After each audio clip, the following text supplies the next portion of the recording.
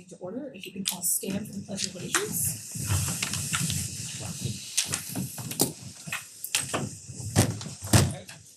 I pledge allegiance to the flag of the United States of America and to the republic for which it stands, one nation, under God, indivisible, with liberty and justice for all.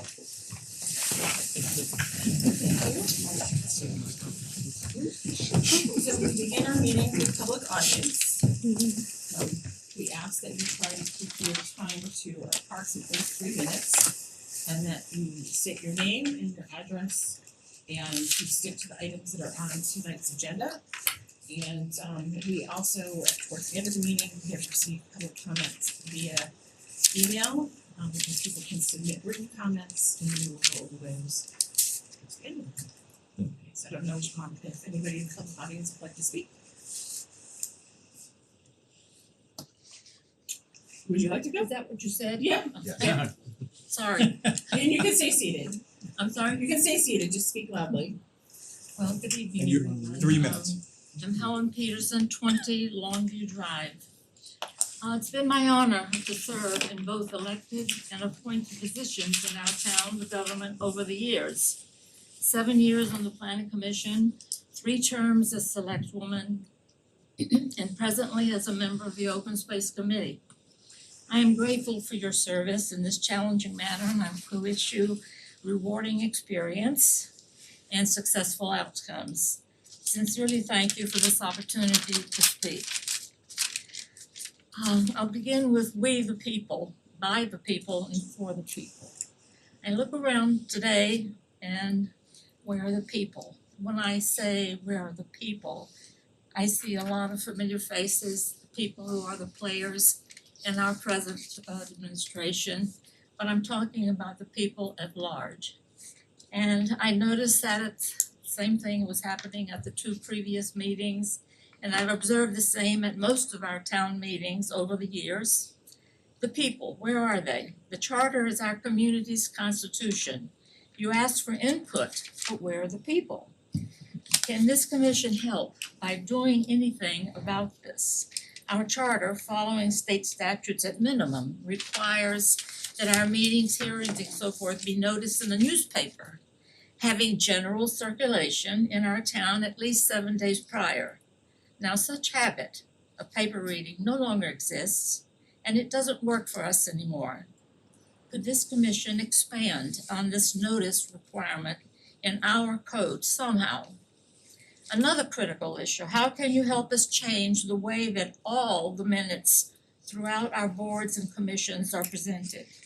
Too much important information and discussions are left out. The minutes are too important. They are our historical record.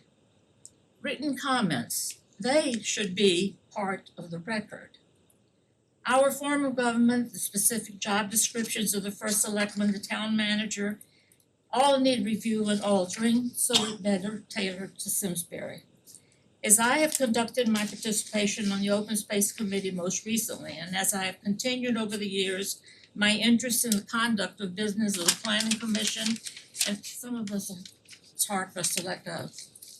And I have frequently watched Board of Selectmen meetings on TV, regularly reviewed the agendas, and personally participated at meetings, even by Zoom, as I can.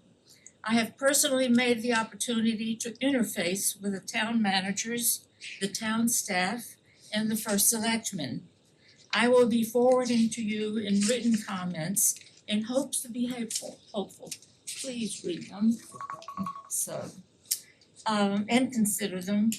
Again, I thank you for allowing me to participate. Thank you, Helen. So my details follow. Thank you very much. Thank you.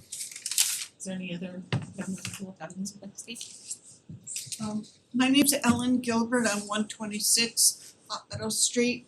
I just would like to say that in reading Marjorie Winter's letter about the conservation and wetlands, that I think that she mentioned about having a public audience before the meeting.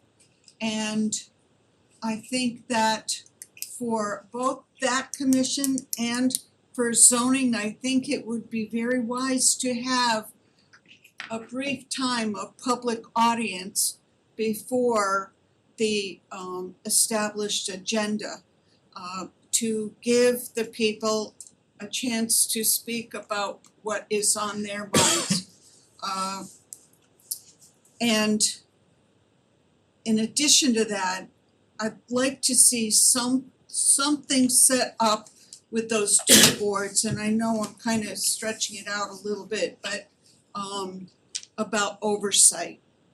Because a lot of things that happen within the confines of the meeting, and they get approved. And a lot of times, and I noticed with Tony, a lot of times Tony will say at the zoning board, what's happening with what's going on at Wagner Ford, or what's happening with our lights out in the parking lot, and there's no sort of update report about what's going on those things, and I think that's really important. So those are my issues. Thank you. Is there any other public comment? Okay, thank you very much. Before we get into our agenda, I'd like to make a motion to add items to our agenda. Have Deputy First Selectman Colton my right? Yeah, I guess so. She's my Added to the name. agenda after Chairman Elliott speaks. Second. Any discussion? All in favor? Aye. Great. Thank you very much. Okay. Jacqueline, you just have to be affirmative, vocal with your vote since you're virtual. I saw your hand raised, just say aye. Okay. Oh. I'm assuming she's. Okay, so the next is on our agenda is Chairman Levitt Smith planning. Thank you for coming. Thank you. So this is just an informal exchange. We want to hear the planning board's thoughts on your portion of the charter.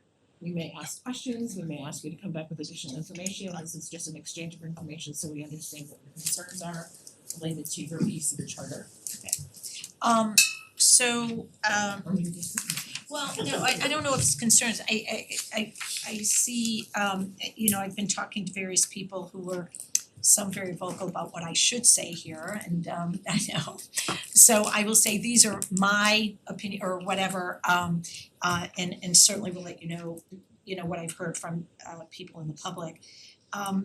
As you might be aware, the focus of the planning commission is to draft and amend and adopt the plan of conservation and development. That is really our biggest charge, and that is the mission, and that the POCD really does help guide land use boards and also the other town commissions in how to move the town forward in many different ways, including economic development and other things. So and also the subdivision and re-subdivision. So that is really the main thrust of the planning commission. One of the things that I've heard, and I know this came up in the last charter revision, was do we merge planning and zoning like many of the other towns around us do, have a combined planning and zoning, Bloomfield, Canton, Avon, I mean many. And the way I see it, there's some pros and cons. So one of the cons would be that typically when the two boards are merged, planning tends to take a back seat to zoning issues. And so you also, a con would be, zoning and planning are very different. Zoning's, more technical, and planning is really just that, planning and kind of mapping out. And so you combined two kind of different ideologies per se, that could be problematic. I mean, other towns do it certainly, so but that would be one concern, that the planning piece would take a backseat to zoning. And so how do we ensure that those two things are, fairly equal on a combined board? Some of the pros though are in the past, and Bruce will probably, I don't know if he would agree, but zoning and planning didn't always talk a lot. And I think it depends on the makeup of the boards and, you know, who we're working with, but there wasn't a lot of communication. And I will say, on our part, there was some frustration on planning's part at times, because we thought the two boards should be working together more. I think that has happened over the last few years. One of the pros that I see though, with combining is zoning very often has to go to planning to get referrals. So if someone's coming to town to do various business, they have to come to us, we have to do a referral, then it goes back to zoning. And that's weeks and weeks of time for people that are trying to do business or do some kind of development. If the two boards were combined, the two boards would be doing the P O C D. They don't need to go to anybody else to see if the plan meets the P O C D standards, isn't in line with that. That could all be done under one umbrella. So that would be a pro. I think it would also cut down on staff time if the two boards were combined. So less meetings, less times in preparing for all these meetings. And they certainly have a pulse on everything that's going on in planning and zoning. So that would be some of the pros that I would see combining the two boards. I think if it were combined, I'm not sure, Bruce, maybe you know, I think those boards are 6 as well, right? The planning and zoning. So I see the makeup would probably stay the same if the two boards were combined. So those are just some of the things that I've been thinking about, and certainly in talking to some of the other planning commissioners. Just what is your recommendation? What would you like to see? And what do you need to Do I have to answer that? based on your experience? yeah. But in order to see that, what do you need to happen in order for that to be successful?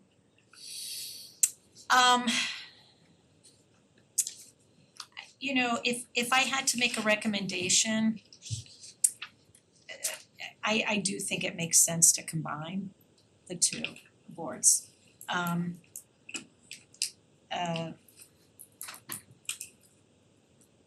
What would need to happen to make that successful? I'm not sure that I can answer that question. I mean, there would need to be, I can say that, I mean, if they were combined, I think you'd have to, it would take a little while. How do you take a 6-person board and a 6-person board, 12 people, and make them 6? So I think it depends if and when these charter revisions go in. You'd have to probably wait till the next municipal cycle. I mean, I'm not Well, sure I yeah, can yeah. I don't think I can answer that Well, question. there's probably some legality around Yeah, how we're doing it. exactly. I'm not sure No, that I but- can weigh in on how that would happen. Right, but internal to the committee to make it, to get the benefits of this, this merger. Is there need to, do you see something that needs to happen by way of communication or process within the committee that would change if you were to combine them? Well, I think we're fortunate that our town planner, Jordan Baker, and the town staff who oversee both planning and zoning, I mean, I think it would be fairly seamless because they have a pulse on both. And certainly I think could guide in very well a process of combining the two.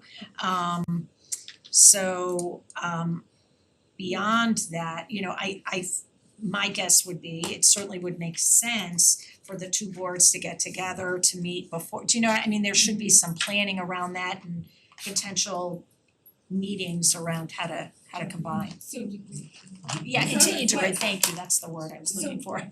we're going through later in our agenda, because we were gonna go through the last bit of time. Franklin has pulled together comparable community research from Prague, right? Or I don't know.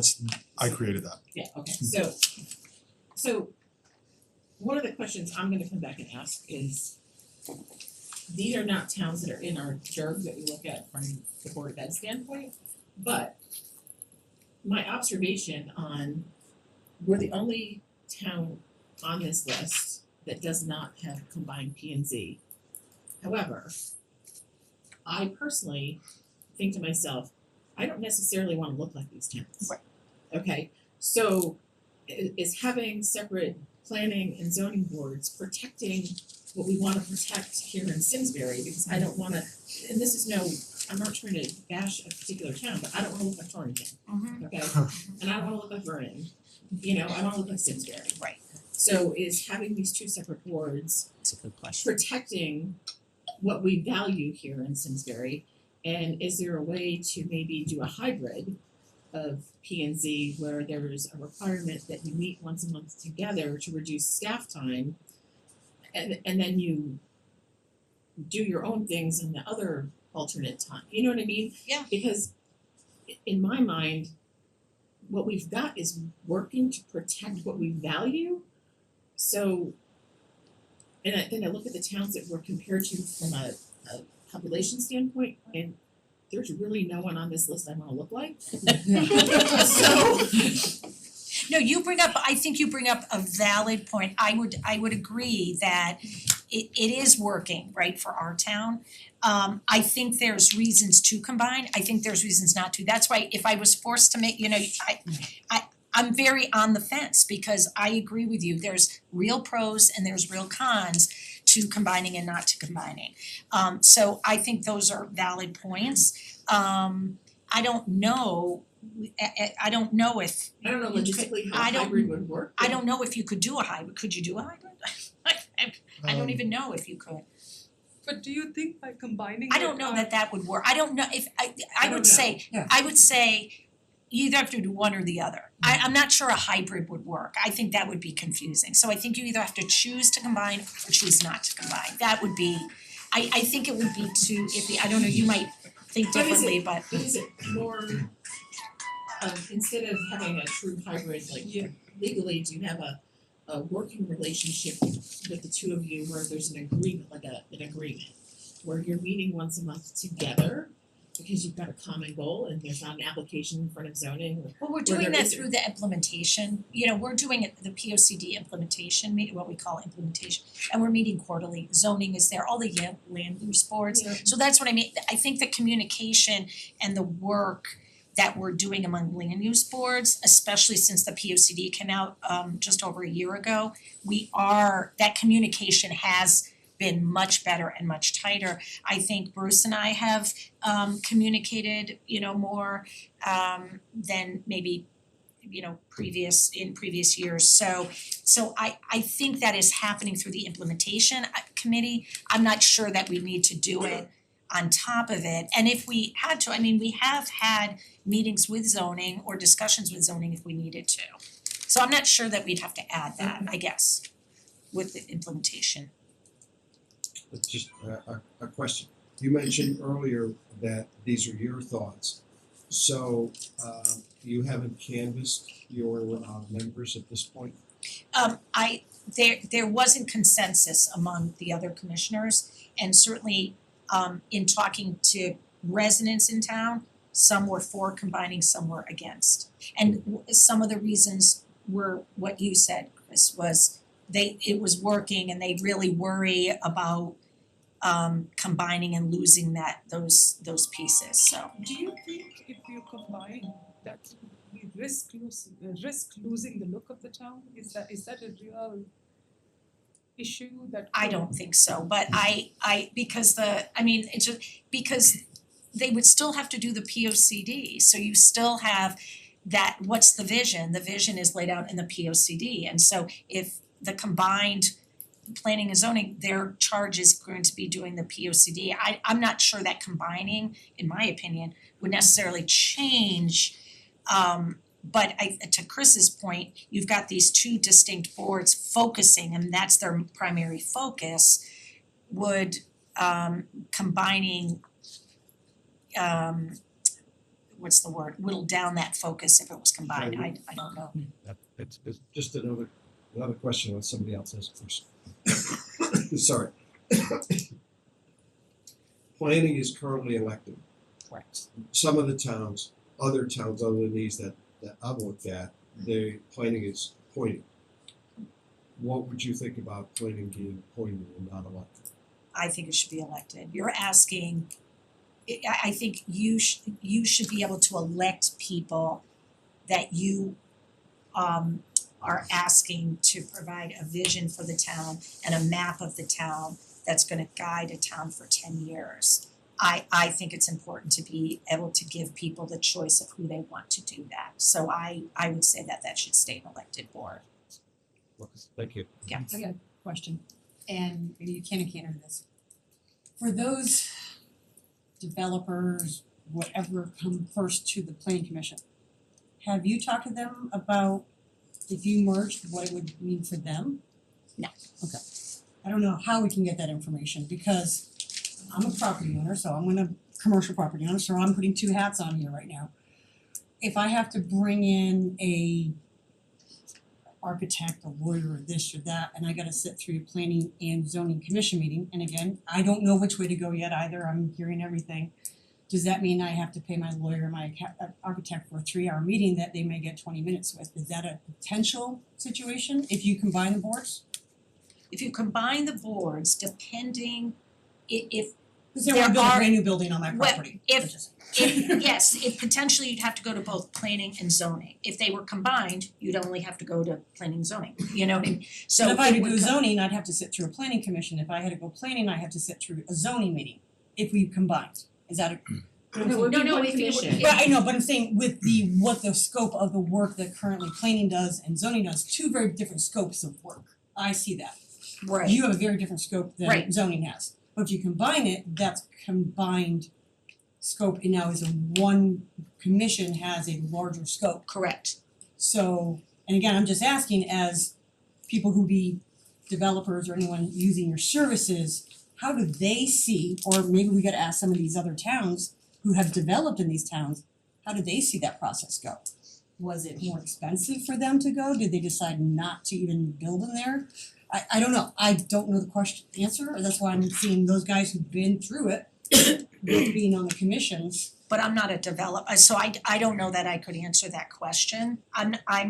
They're coming to us, so what I can say to you is if they have to go to both a planning and zoning commission, which could be in different weeks on different days, if it was combined, they'd be going on one day to one commission to weigh in on that project. So it would be less time.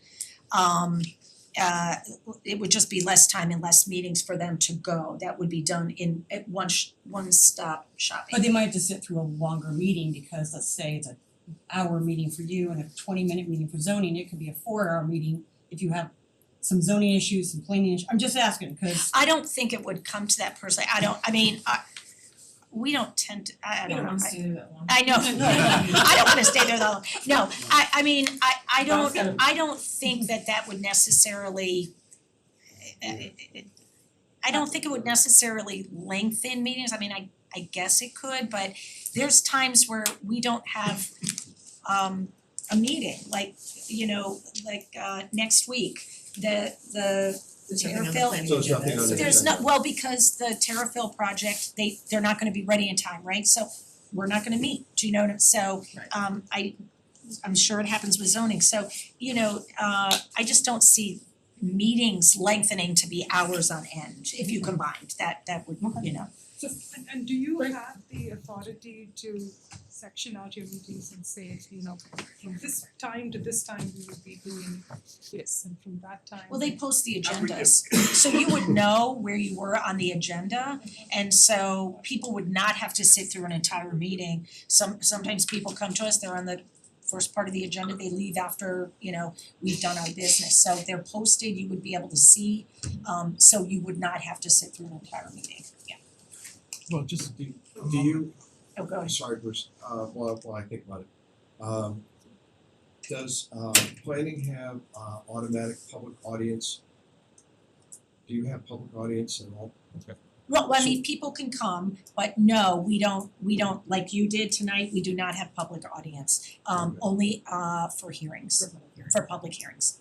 On this chart, so we have 6 on zoning and 6 on planning elected. Do we know if these combined P and Zs are larger, so there is not, are they all equal? Like each party gets I don't remember off the top of my head. I'm I asking, can I add know that. you don't know that right I now, think but Bloomfields is 6, I think. it might be interesting to learn how big the combined Yep. P and Zs are So the and what the makeup is. I membership. think I asked Bruce before the meeting and I think he said there were 6, you know, right Wow.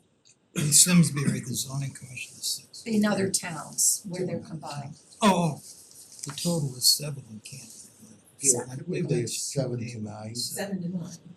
But the other point I wanted to make is last time around, I think the commission asked the town planner to make up a list of those applications in the previous year or two that had to go both to planning and zoning, cause most don't. It's a subdivision, it does, but most applications don't go to both. It might be interesting for you to see just how many applicants have to go through both. I'm not familiar with this, what are the circumstances under which an applicant has to label as boards? So very often, and Bruce, you probably can speak, they will refer to us to be sure what they're gonna vote on it aligns with the plan of conservation and development. We have to take a look at it and then we give a referral, either a positive or a negative referral. That happens often. The regulations, we had to do that. So ours, it's more of a referral, but they have to refer to us so So the order of operation, say it's a brand new project, if somebody can say, the order of operation is first inland wetlands, correct? They have to have an inland wetlands permit if there's wetlands. Right, if there's wetlands. Well, we'll set, we've Before got a lot of the wetlands in zoning town, so let's just commission assume there is. can approve an application, they have to. And really to consider if they can't get in. But if they had to go in order and see all boards, it would be inland wetlands, design review board, planning, then zoning, correct? no. Zoning, then planning. Zoning, then planning. But then if planning says yes, it goes back to zoning? Correct. Oh, But that's, sorry, planning is only if it's a subdivision, if it's something that we need. Right, Well, if it's a- subdivisions come to us first. Subdivisions come to us first. come to you first. Subdivisions and re-subdivisions come to us first.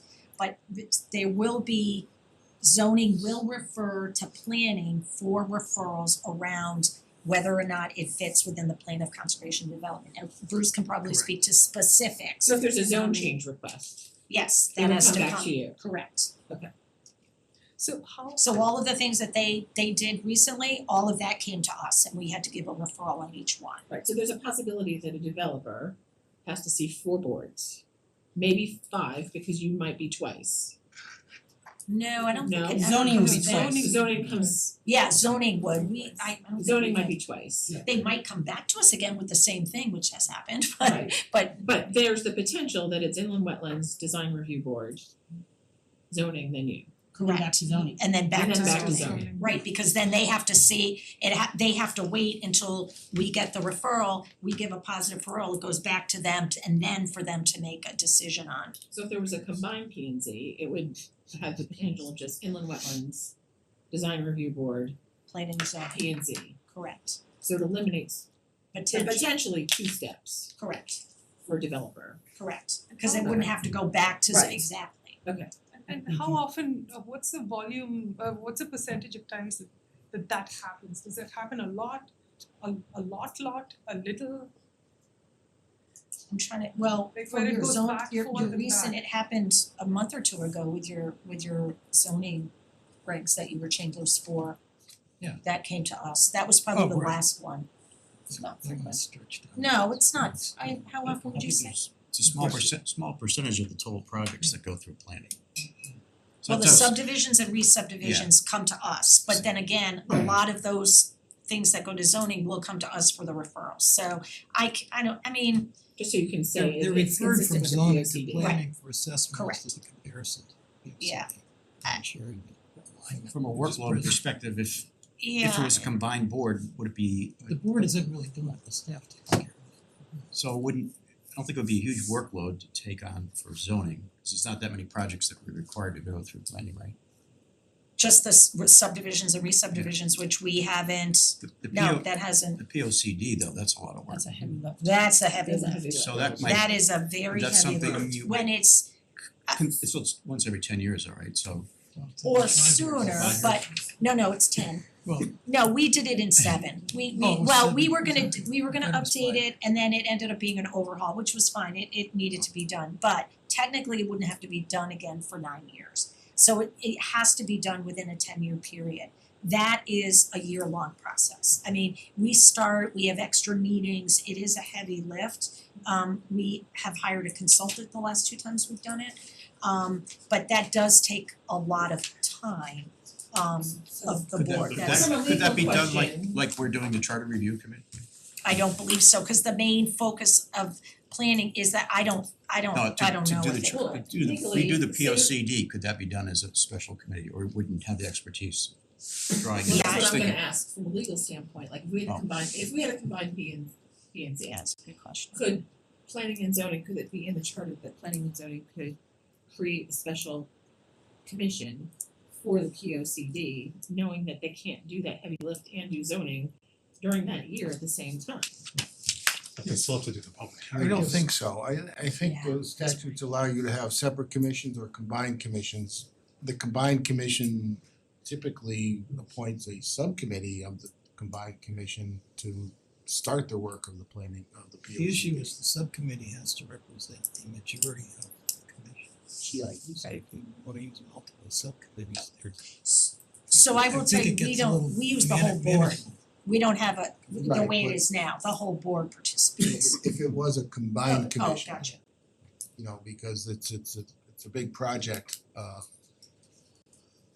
but most towns have combined commissions that I'm aware of and handle it, you know, part of their regular work. Just question, have any developers said, what, I'm backing out of this project because it's too much work in Simsbury? I I'm sure. anecdotally, yes, I've heard that, but I think Yes. you'd have to get that information from the planning department, but I have heard that, yes. Yes. That's a little interesting considering all the development that's been going on in all the apartments we have. Well, on economic development last night, somebody came in and reported the difficulty they had in getting this project. I mean, it's Was it a commercial project? would you Yeah, it say, was commercial. thank you, Steve. So we were trying to get at what was difficult, again, it's their side, there's always the other side of the story, but what always, I was paying attention to is it was frustrating and it took a long time and I work for the state, so I work for a bureaucracy, I know things get delayed. And there was just a lot of delays and so forth, so. Delays on Simsbury side? Yes. So with past town planners, there was always conversation about inviting developers to all of the boards at the same time, having a combined board meeting to recognize the resources that they're spending on bringing their people in to present. And then you can go off on your merry ways to your various boards to deliberate the project and the merits of it. And I've never seen that happen. Never heard of it. Yeah, I heard that It too. does in the form that DRB meets before zoning, so you get your positive referral, then your architect stays and presents to zoning, granted that you get a positive referral. It's that, but that's the only boards that have a shingled approach that does expedite it. I mean, in theory, you could organize it so planning met before zoning or however. Sorry. Maybe my watch found something else out. AI, cause I know in previous town planners, there was conversations about that happening because the complaint was from developers that the process was too long and it was costing too much to bring in their experts to meet, to get the projects through each of the boards. Right, it does add cost to the Yeah. overall project, and these projects that get hung up in it are the really big ones, and time is Right. real money to these guys. Bruce can speak to this, I don't wanna take his, but we have had informal meetings on zoning where the applicant comes in without their attorney, without the architect, without all the consultants, and they lay it out and they just get our feedback. Barber Cove off of Iron Horse is one of the things, it was probably about 5 years ago. But the applicant came before us and said, this is what we'd like to do, what do you think? We gave them feedback on design, on color, We gave them feedback on garages, they didn't have garages included, like that kind of thing. And then they took it and they made some changes. That happened with us once and the whole project changed over, I don't know, it was many years, but yeah. They- That project, That was the Iron Horse project, actually, that came just like 10 years ago. Barber Cove got approved as expeditiously as I can see. But unfortunately, the DEP tied them up for months over some frogs or something. Yeah.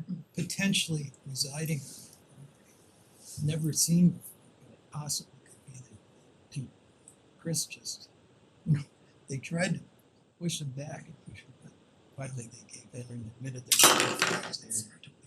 And they changed their plans for the waterway system that would have treated. Is there any way to find out from the town planner's office, and I'll go to Franklin here again, are those people that put an application or put in a plan to submit or however the whole process starts, that just fizzled out, either because of how long it took or they just realized it didn't fit our P O C D, whatever it might be. I'm not to say, we wanna put in, neon banners everywhere, we're open for any type of business here, but, we lost some big companies here and residential's here, but we gotta think about the whole picture of the town. And that's what your job is on the commissions do, is thinking about all the aspects, not just all the residential development. And I have a feeling I'm gonna hear about more commercial than residential's that said we're washing our hands of this because it takes too long to do. Big Y. Oh, Big Y came Yeah. years ago, Left. it was very difficult, Yeah. and so they left. Yeah. We're lucky they came back. So to just summarize Yeah, your but question. wait a second, you can't let that go. That isn't the reason that they gave us. Their corporate strategy was up in the air and they were committed in other locations. Right, but it'd be They nice to were gonna know, be spread too thin to They take did not people have forward. driveway access. Well, I'm not saying they did have driveway access. I wanna make clear to anyone who's listening, is that wasn't the reason they gave to us. They talked about the problem with their corporate strategy in many locations that were under construction. And they were felt that they were becoming overextended. And they just decided to go with that project. But they built it eventually. They didn't let go. They didn't sell the land. They came back when it was convenient with their strategy. And they're doing pretty well up there, I think. It's a nice story. I would just be curious if we knew how many developers basically, this is too much for me, I'm walking away. So from a planning perspective, we wanna get more information about how many applications do we get in a year? Oh, it's Minimal. minimal, it really, I mean, Between both How that, many between people both are parties. on the combined boards of the other towns that we're comparing ourselves to? So is it 7, is it 9, 6 doesn't seem like a light.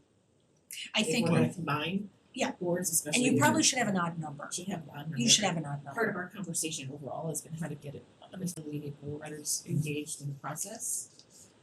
So that's another To discussion. get them nominated so they could be. Yeah, that's a whole different That's a big, Yeah, Sure. conversation. And then we got the answer about we can't have a subcommittee, a different commission do the P O C D, so they would have to do the left upper housing. Yeah, the planning commission has to do the P O C D. And I can ask that question of the planning department, how many applications have been started and not finished? I just would preface that it probably would, George would say there's a multitude of external factors. It does it not necessarily mean it's because of the Simsbury process. totally get it. I think I just wanted to say that comment, there could be multitude of Could we see what we look like relative to a similarly situated town, set of towns that it's just light, easy, and then it to see what their probability of success of applications is, like how many They might not applications. share that, Yeah. Cause a lot of that's proprietary between the developers, they because make they're all that. trying to do the same No, I mean, developer. whatever is available publicly. the number of successful Yeah, applications. how many applications were put in and how many were actually But That could be very misleading. Yeah. There's Because completely different. You can't necessarily attribute the difference just to the structure of the commissions. There might be dozens of factors. There's so many variables, exactly, and factors that wouldn't be a great comparison. Location, the people, they're The composition. So I of would say the Finance. focus, The I'm trying to finance. think Just to respect everybody's time, because we wanna Yeah. be able to move on to the agenda, is there from an overall planning standpoint, do you think the board was kind of split on combined or not combined? You said it wasn't a consensus, people are kind of pro and con. Well, it's been a while and we haven't met in several weeks, so when we had this discussion, I'm not sure all 6 of the elected members were there. So I can't speak for everybody, but I would say it was split of the people that I spoke to. They saw both the pros and the cons. Could we request that you go back to your board, whenever you Absolutely. have another meeting? That'll be in a couple weeks. And ask them to submit written comments if they have anything that differs from what you presented, so they don't have to present to us, but Okay. that they, if they've got something to add, that they wanna articulate either Articulate, good or bad Okay, on this combination, that would be helpful. okay. Yeah, I can definitely do that. And I can have them submit in an email to you if they have. Yeah, You know, yeah, anything. cause what we're doing with email submissions is Franklin distributes it to us, it gets part of the agenda, so it becomes part of public record. So all of this becomes part of public record, anything that's submitted in writing. And if you've got written comments that you wanna submit after this, so it's, because the minutes don't always reflect every single thing you said, you can submit those and then they will be added to the agenda, so we'll part of the record for every speech. Yeah, I'll reach out to everybody that I didn't speak to. I know that was a lot, but I think you. Yeah, no, I'm pretty sure I remember who I wasn't able to speak to I directly. just think that it would be Yeah. important if it's a split board of why they like it and why they dislike it, like why, like come on. Well, I think some of it is, some of us have been doing it a long time, so it's a proprietary, protective thing. Yeah. And I think a lot of what we talked about is exactly what I presented, the pros and the cons, and those were some of the issues that came up. So I don't know that anyone was, it has to be one, you know what I mean? It wasn't really strong one way or the other for the most part. But I will definitely have them if they have anything else to add. Thank you. Yeah. Could I just Thank you ask very one more question? You know, you said you think it's been working. And I take that to mean that each board is contributing expertise that sometimes complements the others in some way. Could you elaborate on that or how that's worked and how they maybe the structure is contributing to it or not? I think what having the 2 separate boards, like I can focus on planning, and as I said, planning and zoning are very different things. And, over the years, I've developed an expertise in planning that I don't have in zoning. And so I think the commissioners that are on planning really like that planning piece and looking at the whole picture and the guiding the town and being able to weigh in on what they think other boards, does this align with the P O C D that we've developed? So I think it gives it gives us kind of a singular focus, and in some ways makes us a little more, I don't wanna say objective, but do you know what I mean? It's not going to us to make a final decision. We can really weigh in on, does this really fit with the various aspects of the P O C D? So I think it creates that area of expertise by having them separate, and really it enables us to focus on the work, like you said, of doing what we need to do without being weighed down by zoning, cause our is zoning gonna outweigh because they have more business than planning, so does that answer your question? I just think it okay. I know. I wanna note does, I mean, I guess I'm asking, do you really feel there are times when zoning might be simply overlooking an issue or would have done but for your input, but that separate focus that you're talking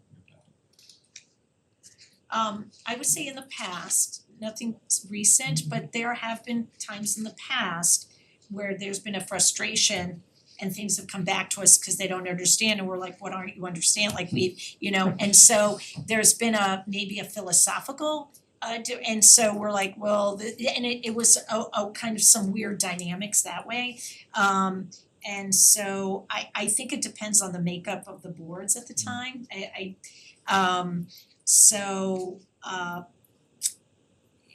Was there more robust discussion? because you had the two boards weighing in? Would it have gone a different way? I'm not sure. I think in that case, they didn't really abide by our recommendations. So, which they don't have to do, it's a recommendation, so that has happened, not a lot, but it has. So combining those philosophies was a problem in the future? Well, I don't know if, I mean, I don't know if It's a hard question to answer because you have to look at the charter as being the charter versus the individuals who are in the office at the time. Correct, and that I would say a lot of it had to do with the makeup of the boards at that Right. time. I mean, our board wasn't all that different, I think zoning was at the time. And you know, different chairs, different whatever. So I guess in that case, it was probably not a bad idea, the two boards were separated because you could give distinct opinions, but again, they didn't abide by our position, which is fine, they, But you know. it sounds like, I mean, these are elected positions. If we had a combined board, there's no guarantee that people would come in with more of a focus one way or the other, or more experience in one area or the other. Whereas if we have separate boards, then we know that the people in planning, especially if they stay on the board for a while, are going to develop That expertise, that's So true, that is a concern. yeah, and that would be a pro. And speaks to what you were saying, yeah, definitely. I think it's obvious if you have a Democratic Town Committee nominated as an the town committee nominated, you're not sure you'd be a match in terms of skill sets and interests. Let's say, you know, I think, well, I had some other things I was gonna say later. You're so far away from enough information in my mood to make a decision. You're sort of spinning your wheels in a sense. You should get a study of this issue going, because I think there's enough information out there to suggest it's a likely better approach for the town of Simsbury than what we're doing now. It's possible. Why not look at it? But I don't think in this one, we know enough about it. I brought along with me, I'm just gonna leave it, I don't know if it becomes part of the public record, it's a public document. I have a copy of the Connecticut General Statute, section 8-4A, which enables this consolidation of planning and zoning.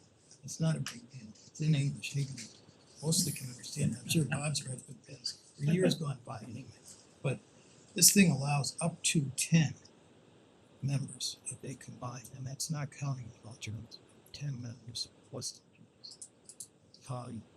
And if you have 6 on each commission, that means there's, in the end, there's gotta be 2 people who don't get to continue, maybe, and it's up to, basically, my sense of it is, it's up to the legislative body to make that determination.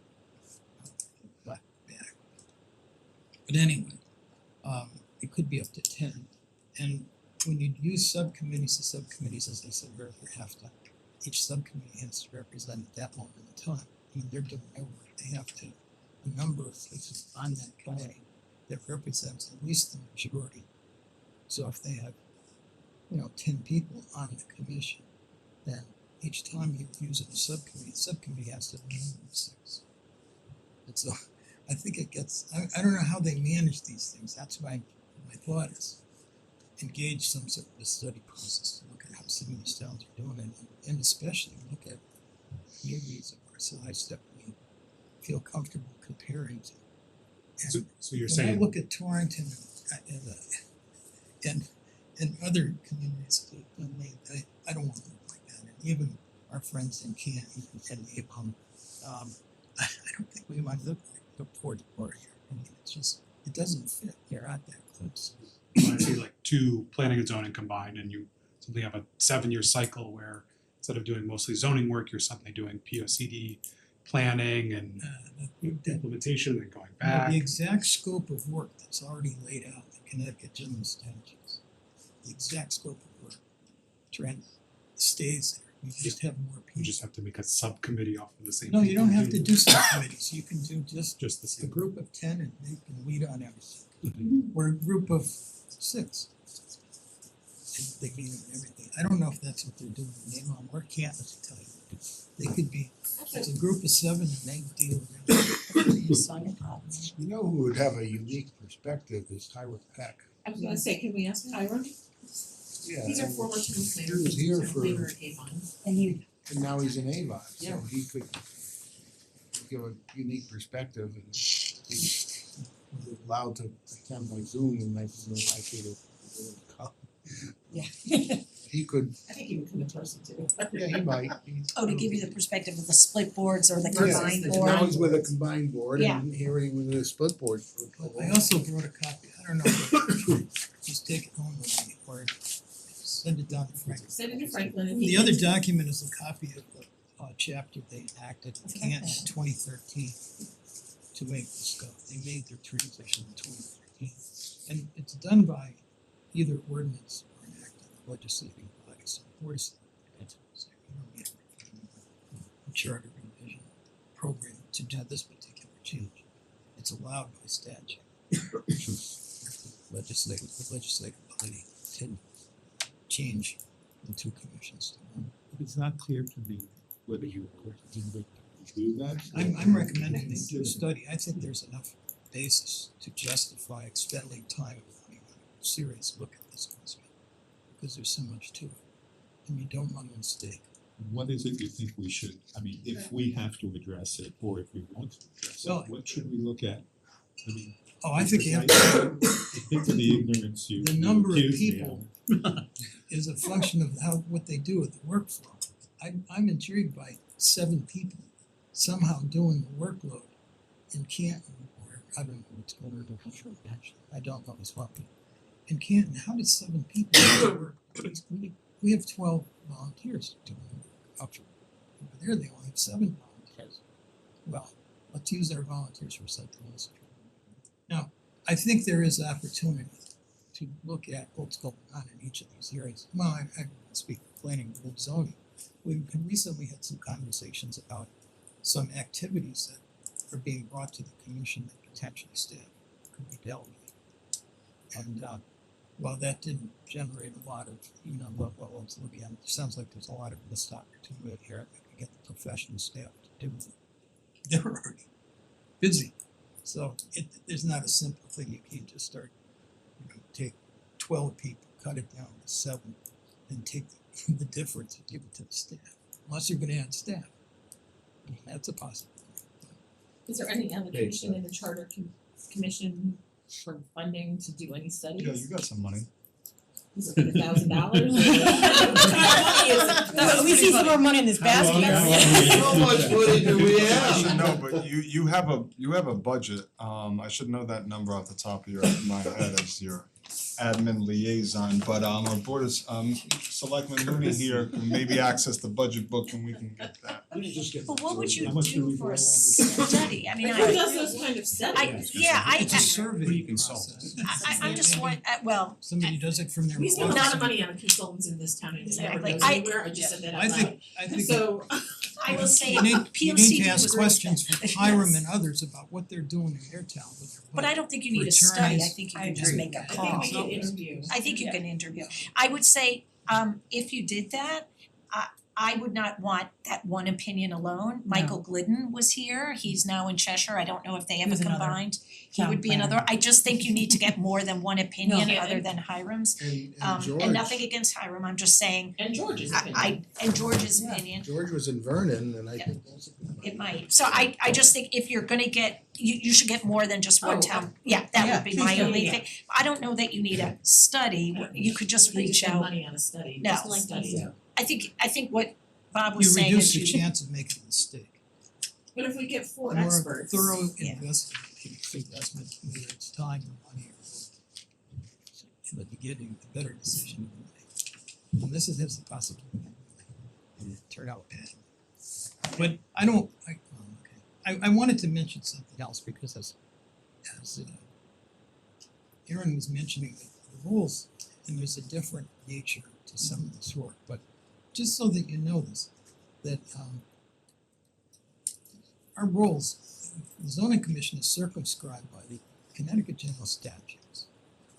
The town charter is very small. element of how we're circumscribed. But we have the zoning, in addition, the zoning commission rules of procedure, which is what we have on this. And then Robert's rules of order. And then in addition, we have Simsbury zoning regulations. And there are Simsbury zoning regulations that are quite town-wide. There's zoning regulations, they're called the Center Code. And that has zoning regulations that we found to be somewhat problematic that govern the Hartford Simsbury property down there. There used to be the Hartford, but it's called the Hartford Simsbury Farm-Based Code. And we spent a lot of money on that. And that property was, just an uncertain future of Hartford's departure. And so the same thing is true when we did the Center Code. We spent a lot of money on those guys from Texas when we did the charrette. And we all thought this was really going to be a great thing in the center of town. And I'm not saying it's had no effect, but I would say it hasn't. When you look at Hartford Simsbury Farm-Based Code, the recollection is like 130 pages. There's a lot of pictures of some great stuff. When you walk through town, you don't see that. It didn't happen. So spending money isn't necessarily going to produce what you want. But I guess my thought is just on the idea of make a decision about this based on something So how do more you than. and your commissioners feel about it? I haven't said a word to my commissioners. I don't know if a couple of them are here and my vice I'd love chairman. to Okay, speak so this after. gets back to, okay, same thing with Aaron, okay. So this is really your personal opinion at this point, you haven't Absolutely. polled your members. Okay, I just wanna be clear on that, I understand that, okay. I would temper that with, when we look at the length of experience of our 7 members. We're on the late side. You have 7? I think it's 6. Oh, excuse me. I'm just making sure. I did say 7, but it's 6. Well, and we And always two have sitting in the room, we have a third one recently. Yeah, that's the count. I haven't pulled any of them, I'm not sure. But the experience is what I started to say, the level of experience. I've been doing this is my 13th year running the zoning commission. I don't plan to number 14, but it's 13 years. And I'm not saying I'm the smartest guy in the world, but we have commissioners with 1 to 2 years. Jackie's been around a long time. On and off. Wow. Thanks. I know. I know. Not as, you didn't start as late as I. I think if we're asking our zoning commissioners who are elected to make decisions about zoning, we should allow them to have input into this process as well, whether they've got 1 year of experience or 15, because the residents elected them in that job and we wanna hear from them. Yeah. So, I wasn't disputing that okay, aspect. I just, I wanna go, I Caution. would like to get their input on this process as well, because they were elected by people who will represent. So what That's is your important. recommendation? That's why they should remain elected boards, I think, Yeah. Are we moving to zoning now? I think We're on zoning now. Oh, yeah. We did, right? I wasn't quite sure. Zoning, right? We made a little transition. We combined. I'm supportive of doing the right thing, but I think that, and if that means consolidating, I'd be 100% for it. I don't have enough information. If you know how this works, I can see the statutes, and I can see the chapter that they put into the code in Kansas to set it up in Kansas. So I could see how this works, but I don't know about their workflow. What else are they doing? How are they different? Because they can't be having 7 commissioners doing the work of we have 12 doing. I don't think that's the case, but I think it is, I mean, I don't know it's the number, it's the combined board itself, the number is the number, it's the combined boards are doing the work of 2 boards, basically, I mean, that's the real question. Can a combined board here in Simsbury do the work of the 2 separate boards? well, they maybe get that answer from some people like that who've been in the transition, bring back. Canton as an example, they made the transition 13 years ago. And if they're volunteer pool, and their positions are appointed.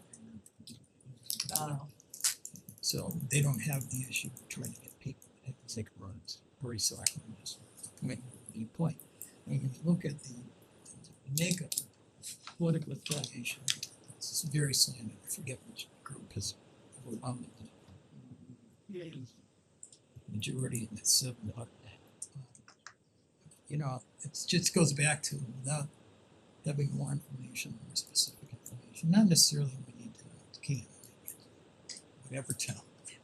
So as the chair, you wouldn't be, you're not willing to commit whether you like it or not because you want more information. But I don't not like it. You don't not like it, but you wouldn't commit to saying that I you would want it. expect that there are gonna be people who don't like it. Okay. People don't like change, I mean. Well, yeah, But what would you, Well, if I had affirmative, if I had responses on a lot of the questions that you've already asked yourselves, I think I could probably make a decision. I mean, we can sit here till the cows come home, and we're not Oh, gonna come know. on, I committed, And they that- committed, I committed, Bruce, Who knows? I committed, I went one way or the other. We won't know what we don't know. well, let's try it this way. Given the philosophy of the two boards, assuming that from a process perspective, everything works, would you be okay with a combined board? If we had affirmative indicators on these. Right, assuming you got that questions. But I think that, when you look at who's serving on the boards and commissions now and how they react, I think time takes care of that. Because if you're gonna do less than, you can only do 10 according to statute, so we have 12. 2 are gonna lose their spot. And, Assuming they're completely okay with that. oh no, I think you have to. Let's just assume they're okay with that. I think if the benefits of it are substantial, I think it's the town and the people who live in Simsbury. Not to dismiss the value of our volunteers. I understand that, but assume that they're You have to fine do with what's the best in the best interest of the town. And so beware of the consolidation of this, I think, is gonna result in Can I- So we have an elected member of the board of zoning here, Yeah. Jackie, let's get some comments if everybody's all right with that, please. Yes, let's go ahead. Jackie Battis, 15 August Road. I'm here to speak against combining the planning and zoning boards. I've sat on the zoning board since 2014, except for my 2-year stint on the Board of Selectmen. When I first joined the zoning board, Simsbury had a bad reputation with builders and developers. There were projects being built in towns around us, but not here. We asked the builders for their feedback and we were told Simsbury is not a builder-friendly town. We worked hard and it took years to overcome that reputation and bring businesses and residential growth to Simsbury. It would be a shame to see that go to waste. And I feel it would if we combined the planning and zoning commissions. I looked at our meeting minutes over the past year. We had 25 zoning board meetings. There were 5 meetings under 1 hour. The majority of the meetings were between 1.5 hours and a little over 3 hours. These are not quick meetings. When a builder or developer comes to the zoning commission for a new development, they bring their land use attorney, they bring their architect, they bring their landscape architect, they bring their water pollution control engineer, and sometimes their traffic management consultant. The builder is paying for all of these contractors to be at the meeting.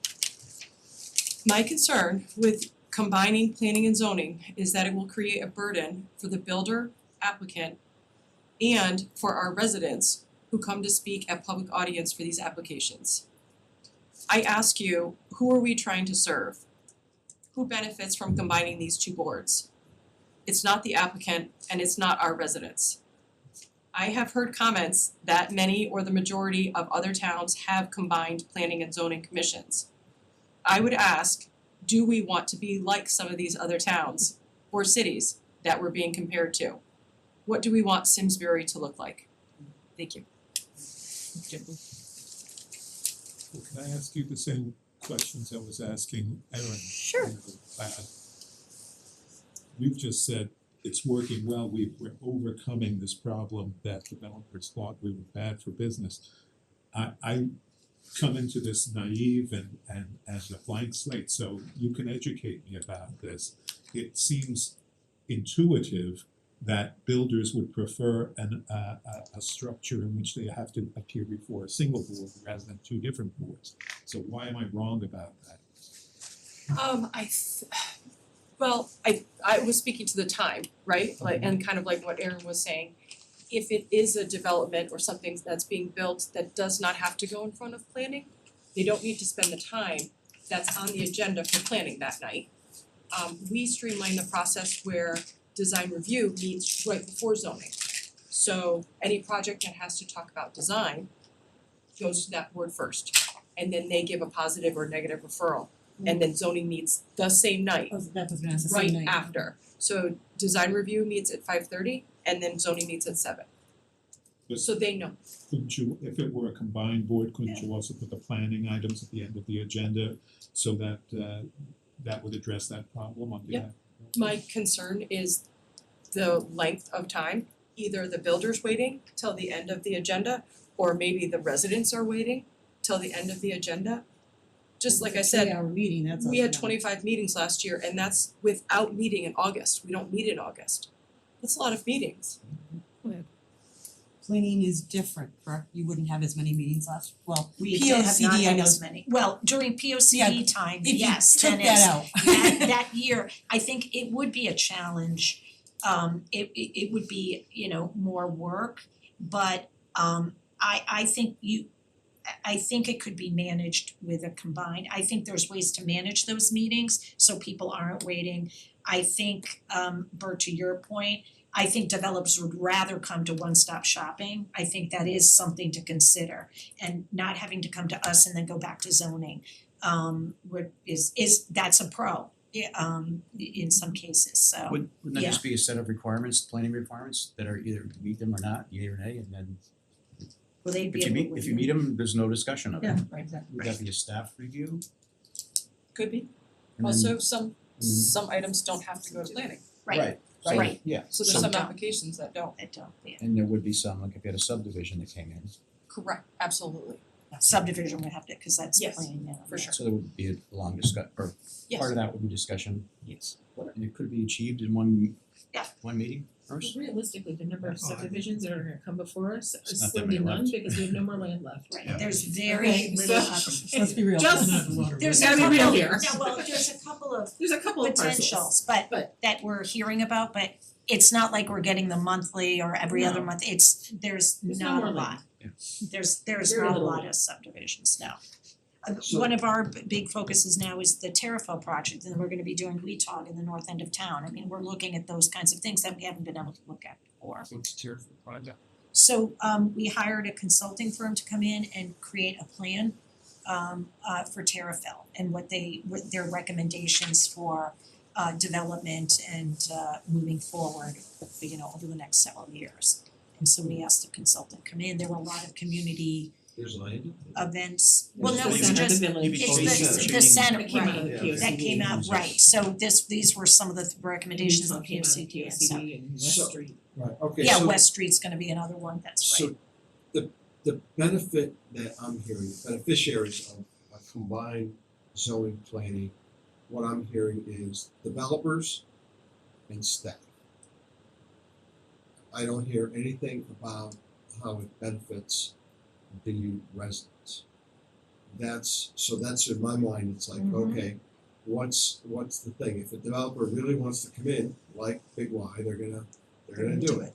Tractor Supply, no offense. Yep. They're gonna come in, because we're Simsbury and they want Simsbury. Wagner they finally decided to sell, so now we're gonna have something in there. It wasn't zoning held that up or planning, it was the owner didn't wanna sell. So, that's in my mind, it's like, okay, who's the beneficiary here, in making a change? And I was on Charter 7 years ago, and I'm hearing the exact opposite of what I heard 7 years ago from the chairman of zoning and the chairman of planning. And it's like, okay, all right, so I'm not saying I'm going either way here, it's just, I'm putting some things Well, out here. Let me point out also, Paul, there was, I think Aaron ably described that there was a communication level that was less than perfect in years gone by. And some of that may have been the leadership. But 7 years ago, there were people in this, and the chairman of the zoning commission anyway, had been there for a time and just finished his interest in the zoning commission a year ago. And so I think with more emphasis and I think I should have I didn't give all the comments I wrote down there, but the big advantage that I see for the town and the long term is that you weld together the people and the effort to produce that plan of conservation and development. And also they do the community design guidelines that new projects are judged against. I mean, and so what happens is over the years they haven't gotten the emphasis that they gain and that they deserve in the zoning commission and the way that we go about our business and the way the chairman led the process. And so, yeah, in recent time there's been more interest and more focus and more use of the plan of conservation development in the zoning commission. Really use of interest than there was. But so you're saying the communication's a lot better than it was 7 It years is, and it's a function of that, in getting people to own it, you know, so the zoning commissioners really didn't have to put anything into it, and they didn't have a good, you know, in their hearts, understanding of what was there and what it was for. which gets to Bert's point of Yeah. you've got the expertise, That's and right. is that gonna be lost if it's now all of a sudden it's combined? Can I change my mind? No, so and this is what I struggled with. Yeah. You brought up a great point, Paul. It's what's the benefit to the residents of Simsbury? I don't know that there's a benefit. I don't know that there's a benefit to combine. I don't know if there's benefit not to. You know, that's a really good point. I hadn't thought about it necessarily in that exact term, but It's a tough issue and It's it's a one that's tough- worth exploring. it You know? totally is. I think there's value in the alignment of the two commissions, the effort committed in the debate, regardless of the paper. If it's the same people, you're gonna get a better outcome, I think. We have a long tradition of I doing know, what it's we're hard to doing. let go. It's Right, exactly. it is. So to the same charge that we gave Aaron, could you bring back to your board, Sure. encourage them to submit their comments to us about their opinion, I mean, who should they be submitted to? Franklin, and then he gets everything to us and then it becomes part of public record? So written comments if they wanna make. Yes, Yeah. please. We have email, right? Yep. Yeah, it's on the agenda, it's It is. F, F A F B, I can't, It's in my the- glasses. It's on here because I don't have my reading glasses. There you go. It's Charter on the revision. agenda. Yeah. Yeah, Oh, I know. Charter revision, that's. charter revision, it's in, Franklin, can I ask a quick question? I know you just walked it back in. Yeah. Do you know, or maybe this is another question, is there a lot of duplication of effort with work with the two different commissions and boards, whatever commissions? Or is it just complementary, I guess? Let's just say town planner, you, whoever it might be, does some work for zoning, then it kicks back to planning. Is it continuation of the work, or does we have to start back at square zero and start all over again? With town staff, not the commission, Oh, with town staff. I don't know, that's What do you speak- mean, if it's on a certain project? potentially, if we, cause of the two boards, you guys will It's ask the the town same staff.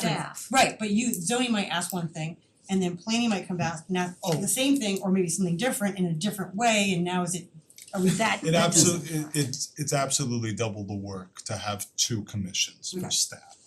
Regarding the actual substantive work, I don't think it like is it's double, like, oh, if planning says something, oh, town staff has to like think about it and and then bring it to zoning and then think about it. It's just the fact that there's two separate boards and commissions with their rules Right. Mm-hmm. and their Agendas and meetings. exactly, and the things that they need to go is and the double meetings, it's meetings for both boards that have to be attended by town staff, so it is double the work on that sense as a whole, but Yes. it's not like if, it's not individually the work. So if planning does something and then they have to bring it to zoning, it does It extra keeps work in going. that Okay. communication. No, it's just the fact that there's two.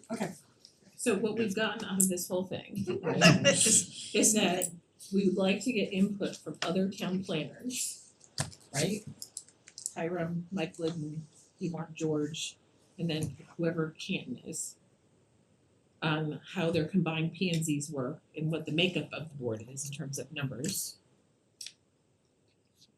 Right? And what they saw working, right? And what works and what doesn't work Cause from they might go, when they we transferred wish we from didn't do that. I mean, they might come back and say, we wish we combined didn't do that. from separate boards to combined boards, what were their issues?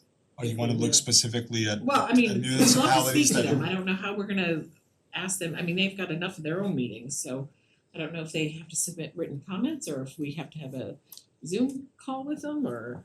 Well, based on the report from the previous research from MS, there were town managers who came and spoke to us about it. And that was documented here, so maybe they will speak to us. I mean, I think Mike and Hiram would, I don't know. Yeah. I don't wanna speak, and George certainly could, because he works for the We can even town, zoom but- it, I think we could zoom it. Just to clarify, you want to ask people, town planners that have experienced both, or just a town that's always had a planning and Well, zoning Avon has. also asked? No, all of them have experienced both. The planners have. The planners have experienced both.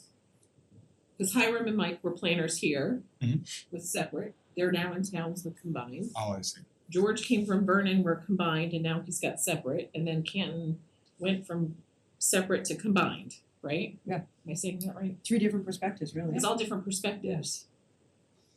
So I have a question, because it was kind of said, we don't wanna be Torrington or Vernon and they have combined. But is that really a function of a combined planning and zoning, or is it a function of the actual zoning regulations in the P O C D? Cause you guys have to, those are guides for you, you have to stay within those, there's interpretation Right. in it, but is it really the fact that you have combined that makes Torrington, or is it the fact that their zoning allows for much more dense and higher buildings and stuff? That's the latter, but the zoning commission made up the zoning. But they made up the, but they made Okay. the zoning rules. Right, but so was that lost because they didn't have a separate planning commission that was maybe taking a step back and looking at it from a different perspective, or Well, I don't know, this is I'm this just is wondering subjective. what cause and So effect here. Avon We're looking is at an cause and effect. example of, and this is subjective, so I don't have like evidence to provide you, but they recently started making an effort towards having more protected open space. That's a new development in Avon. Is that because of the town planner that's there came from us, who had such a mission to protect open space, and so they recognized the value of that, because prior to that, they were just developing whatever they could develop. And now all of a sudden, there's farms being purchased and open space and more active land trust in Avon. Or is it the residents? Or is the talking? residents speaking, so they've had enough of the development and now they wanna protect what little is left. Right, I don't know. I don't know. There's also In Simsbury, just what, planning and zoning. we just created a new smaller lot, higher density, that's gonna change the character of certain areas of the town. But it's in a But that's a zone application change. it's Right, but that's but what I'm it saying, can only that's- happen in certain Right, sections of certain town by sections. the way it's written, yeah. And again, there's not much there's not much left, I know. Madam Chair, just a clarifying question, do you want me to ask just the town planners, or do you want me to also get the input from a chair from one of these combined zoning and planning to see how they deal with that workload? Or is it just the town planners you want me to ask? Because I can see the advantages of getting the input from people that are actually on a combined planning and zoning, seeing how they balance doing a POCD at the same time you have zoning stuff going on. But I wanted to ask. I don't know. We can try the first one. I would try the first Yeah, first mhm. because the second might be irrelevant, because if they don't know what the workload was like before, it may be irrelevant. Yeah. I don't know if that Yeah, makes sense. that's Yep. correct. I agree with you on that. Nope, I gotcha, so just the town planners.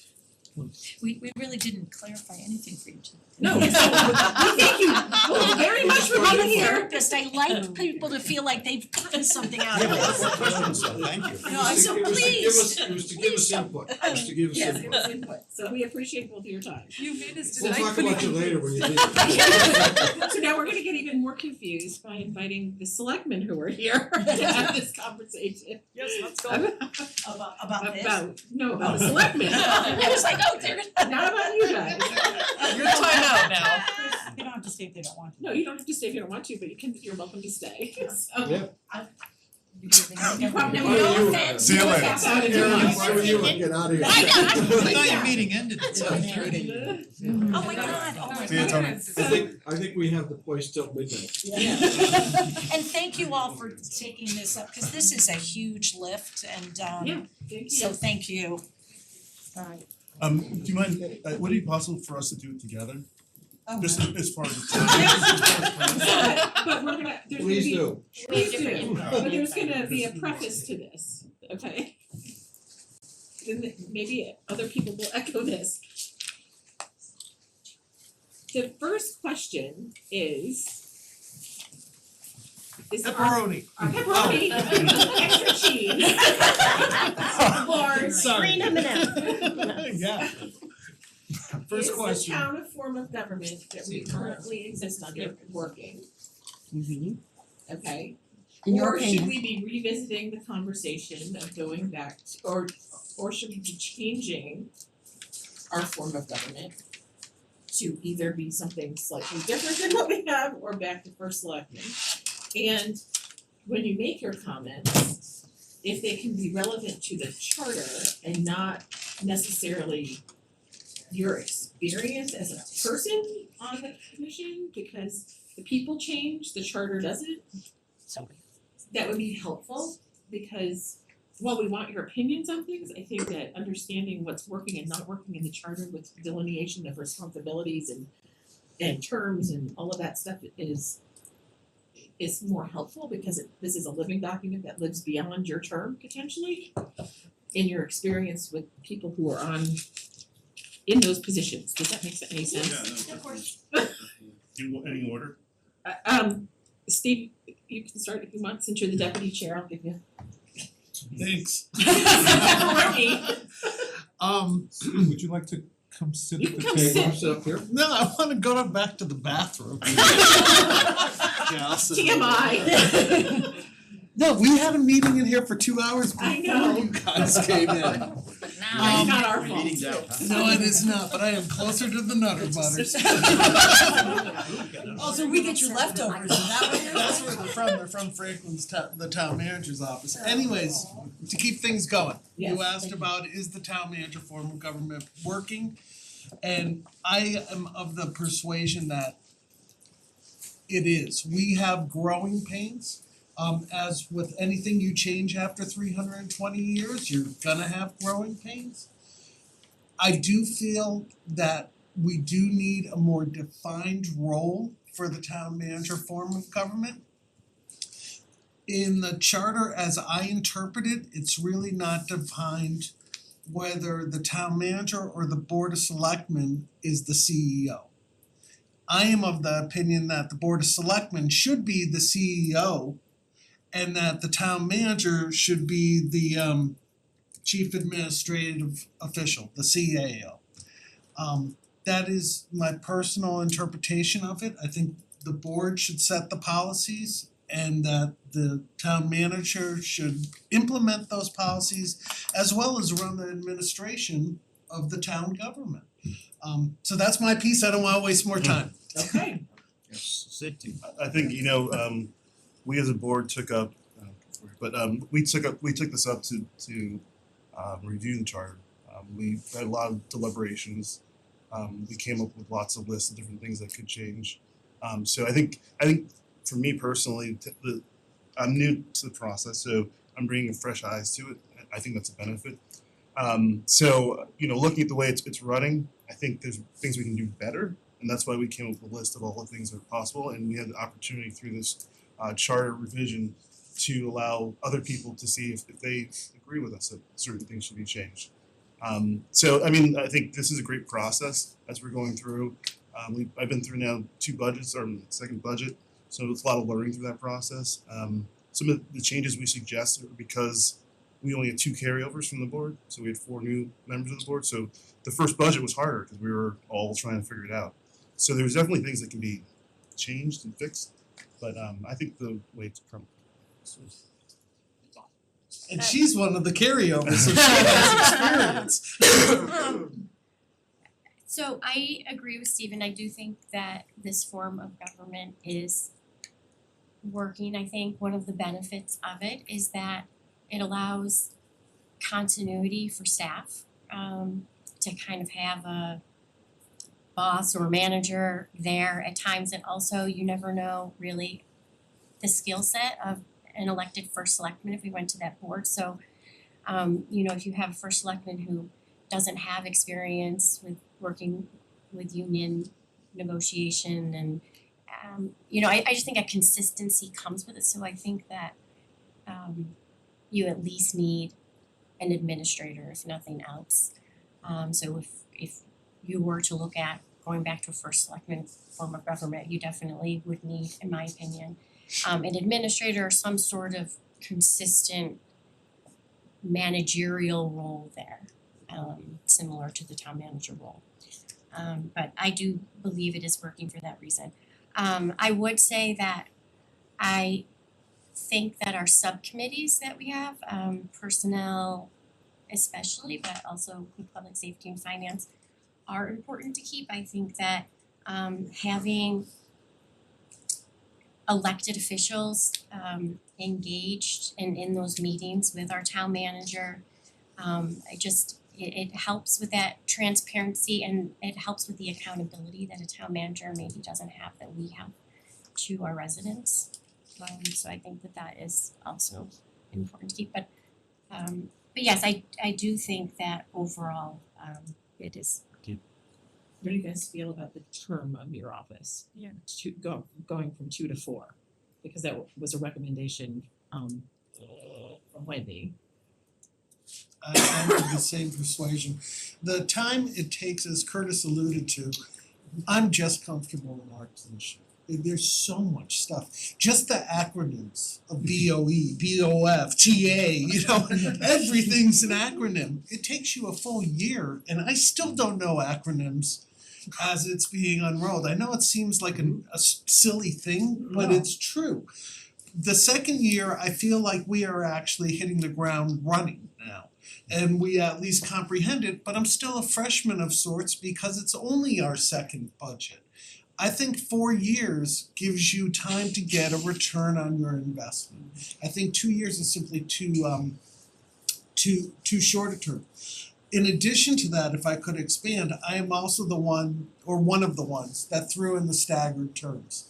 BOE and BOF both have staggered terms. I honestly don't understand why Board of Selectmen does not have staggered terms, because that, as Heather acknowledged, the continuity of an administrative official gives you even further steadfast ability that you have experienced people and not. We turned over the board 4 out of 6, and we rose to the occasion. Honestly, I'm really proud of our Board of Selectmen. But it definitely, that first year was a lot of learning, and if you did not have people that were engaged as we have become, it would not have been so smooth. We are fortunate it went as smoothly as it did. So, on to you. I would agree. I think that it is a big learning curve that first year. And so I think that our residents would benefit from having that term in it longer. It's also then you also have combined with it that every other year you have the first year of learning curve, and then the next year you have to go back into campaigning and the distraction of that. And I think that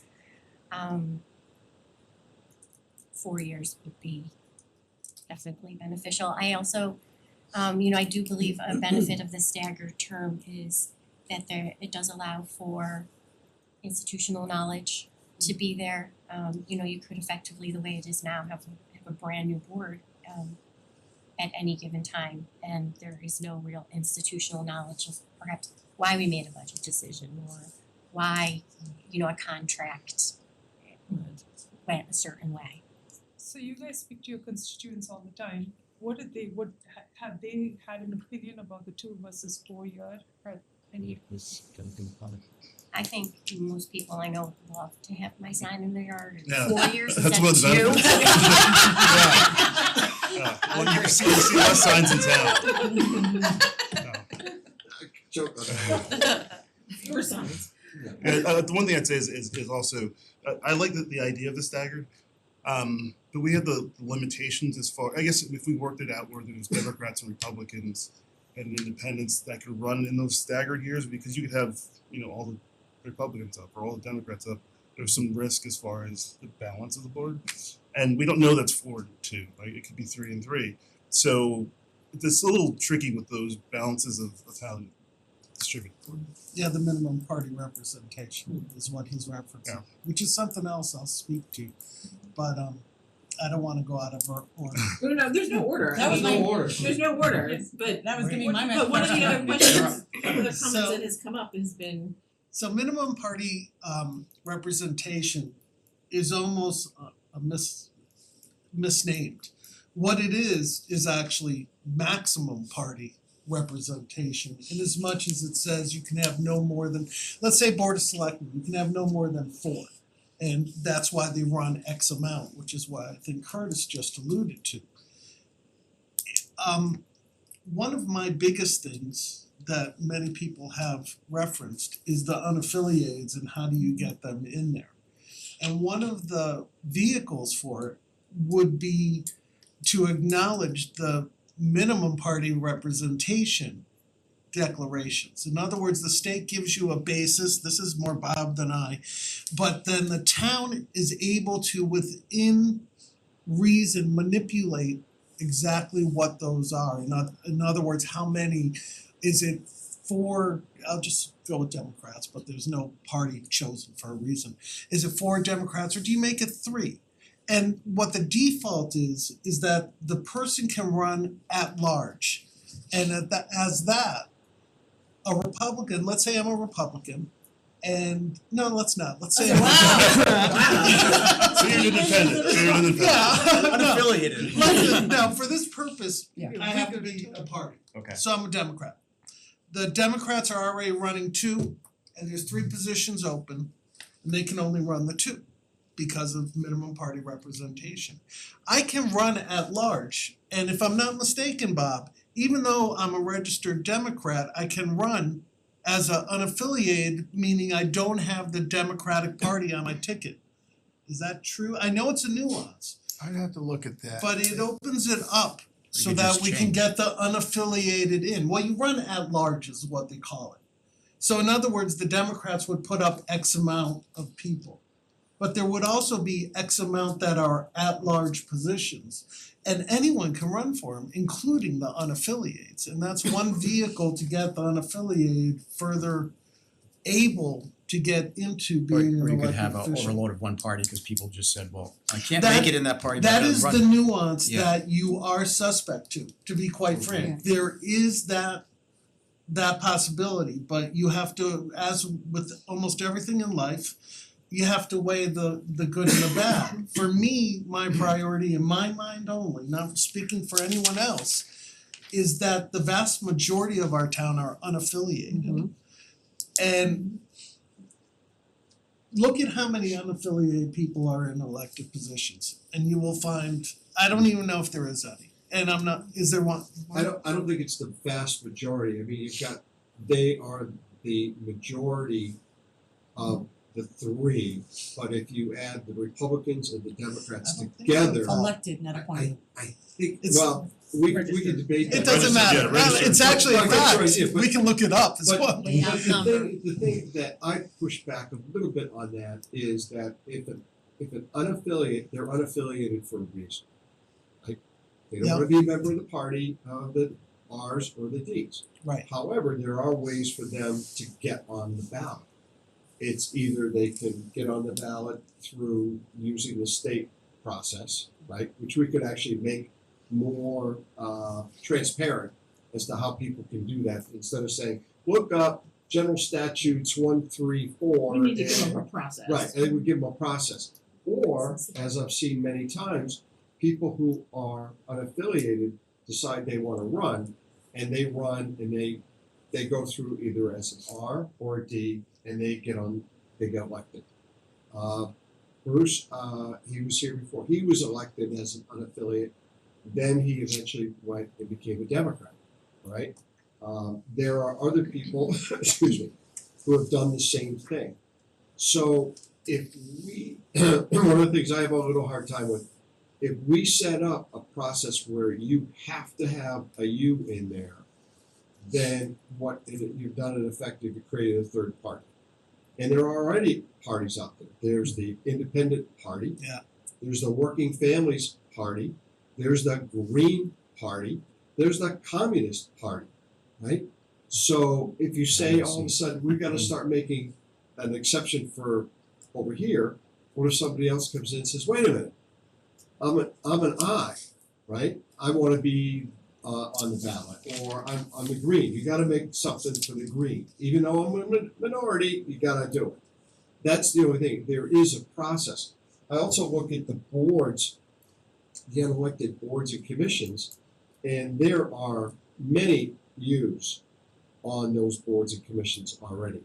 And so that's where I'm just struggling with is to, okay, how do we do that without, first, that you're still within the Connecticut General Statutes, and also if you, like you said, if you've got, it's a maximum really of 4, okay? So now all of a sudden, if you've got 4 and you get 1 U over here, then that only leaves 1 spot for an R. All right, so now you've just cut out a third of the population to say, I want somebody in there. So that's the only tricky part So I the have way with some the other bylaw. communities, like Newport, Rhode Island is an example, the way they get around it is they have that at-large positions. Mhm. And I don't know about the nuance, but you know, they actually do it totally separate from us. There's a representative from each district, and then there's a bucket of at-large, which is sort of like wild card type things. You know, I didn't know Bruce used to be a U, but regardless of that, I think it speaks to itself just that we have very little, if any, U's in government, that there is no clear and easy vehicle because there's more of them than R's or D's, but they're not in government. You have to say why. And the idea I brought forth is just a concept of a concept, not to say that. But in my opinion, again, we need a pathway for people that are U's to get into elected positions. It's quite simple. Once you pick a party, you show up and you do your due diligence. It's not that easy. You gotta find people you can put your lawn sign on the yard and everything else. But you know, I did run once, to be frank with you, as a U. And you gotta get the petition signed. You know, it's actually, the hurdle is very hard. It's not something that your average lay person can do. And I think we have a barrier, and I don't know the solution. Maybe that concept of a concept I proposed is not viable even legally. I don't know if it's possible. It's out of my league. But I do think that is one of the things that hopefully the charter in some way can embrace, a pathway that's either easier as far as how many signatures you need to get on the ballot, but some pathway that these U's can at least run. I mean, just to add to what Stephen said, I think we discussed in our meetings prior, there's certain boards, maybe not the board of selectmen, there's certain boards where we have a designated number and people are handpicked, and those are important positions and no one else can really run for those positions. So like our largest budget cost, like they're directing a lot of money, or a lot of our town money, and they're kind of handpicked the people who are going to be in those positions. And it'd be great if there was a way to get more public voting for, like maybe you have to run 3 or 4 people for these roles. I don't know the answer to it, but it would just be, I think it'd be, if we had more options. Are you talking about BOE? Are you just not willing to? I'll call it out. But what he's referring to is something that's another major concern of mine. And I'll be frank, I think Jeff Tyndall has done a fabulous job at BOE. It's not a discredit, I think BOE, we've gotten lucky and it has run very well. However, just to, not to take it No, that's why I was and just run, adding to what you're saying. but was BOF and BOS, we all have an uneven amount of Rs and Ds, and we never have partisan politics within those boards because we're on a local level. There's no real room to ebb and flow. That's part of the problem. I think if you introduced yous into the Board of Education, ability to run easily for that position, that would be a self-writing mechanism for what's going on with the BOE. You know, not to say it, but at one well, at one point I was on the nominations committee for one of the parties, and we were, you know, that agreement is an agreement that is discussed, and although it's not official, it's been in place for 3 or 4 decades. But there's nothing in the charter that prevents that. Right, but this is the opportunity to make it that the U's could become a player, and then it defaults it where there's no benefit that the R's and D's can come up with an agreement and take the power away from the people. Because say you don't like Joe Schmo and he's on BOE and you wanna fire him, you can't. Because if he gets the party, the group of, for me, when I was on NomCom, there were 3 of us. So those 3 people basically choose on that party. Who's on BOE? And you can't fire the guy because those 3 people are his best friend. There's 4 people, you're voting for 4 people. Yeah, so That's why I say maybe you have to run X number for each position. But on the flip side, I mean, Jeff, who's on this commission, spoke at our last meeting, and he said the one nice thing about it is that there's no partisanship. And you're not able. And yeah, right, there's no partisanship and it's working. But there are a big group of people who are not represented, and being a new you, I fall in that category, but I'm gonna speak as a you're on person BOF. because I am, and I don't agree with a lot of what's being said here, because I have to point out that the unaffiliated plurality in the town doesn't represent one point of view or one set of beliefs or one political group. They're people who have chosen not to align with parties, but we don't know where they fall individually. And what we have is a situation, or rather a town, in which people have the option of organizing in order to pursue political goals or not to. But there's no reason why people who choose not to organize should somehow be assisted in working the system in ways that the organized parties don't.